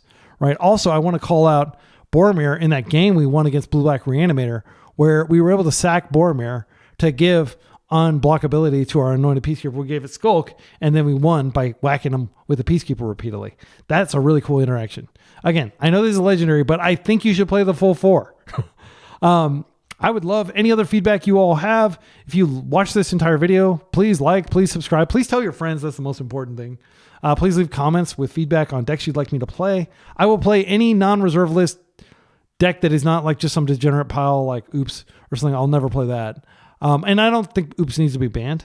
I guess I'm in the minority there, but I'm like really good at beating it. I know sometimes like it's just really difficult to beat, but Yeah, it's an annoying deck, but like it is not on my list. It is like it's way toward the bottom of priorities I have if I were suddenly, benevolent dictator for life of the legacy format. It's not fun. It sucks. I guess those are criteria, like just ban one of the Reanimator dudes, the dudes. But like as long as you can play a deck like this and still do all right in leagues. And I want to remind people, like a lot of people are like, oh, you're just playing leagues. Like it's harder to 5-0 a league than it is to top 8 most challenges because you have like zero margin of loss. Like you get a single bad matchup, you don't 5-0. And you could say, but there's a ratcheting effect when you're going to a tournament. And that is true. That is absolutely true. Like the caliber of the opponent you're facing in a top 8 of a challenge is going to be better than like just whoever you randomly queued into. And as far as I can tell, it is random. Like sometimes I'll be 4-0 and I'll queue into somebody who just started their league. So it's not like the league matching has like some sort of algorithm. It's just matching you to whoever you can play first. But I strongly recommend the leagues. They are hard. And occasionally you get like crazy decks. Like I lost to this deck that was like Leyline Axe, and that was really interesting. Losing to a Leyline Axe deck. But for the most part, you just get like, what did we play today? Did we play against any nonsense decks? I'm not sure that we did, unless you consider Bug Beans nonsense in 2025. It's not a strong option. And I say that as a Bug Beans lover. Like we basically were playing against serious players, serious decks, and I consider this to be serious practice. And if you're doing Eternal Weekend, just do as many, don't wait around for the challenges, just do leagues. The great thing about leagues is you can do them whenever you want. Like I'm about to go eat lunch with my wife. I don't need to worry about like, oh, okay, is my match going to start? Like, yeah, I don't need to wait in between rounds. You can play a deck like this and it's fine to play it because you're going to end games quickly and you're not going to wait around for 30 minutes, right? Like if you're playing like in a tournament, you're heavily priced into just playing like a control deck that uses the full 50 minutes so you don't have to sit around the whole time, right? At least if you have a lot of energy like me, I could play 15 rounds of Legacy in a day. I don't know. I love doing this stuff. But like if you're like, if you don't have the stamina built up from doing this a lot, like I could definitely see, oh, I don't want to play Control for like 9 rounds or 11 rounds. I played Control for 11 rounds last year at Eternal Weekend and I had an absolute blast. My mind was never totally mush. And I think if I did it again this year, I would be like totally on point the entire time. So that's all. I know I've bantered a lot at the end of this. I love talking to you all. Thanks for listening. Thanks for being chill human beings. Thanks for going out and repping Legacy and playing the hardest, most deep format of the hardest, deepest game ever created. Till next time, be excellent to each other and party on.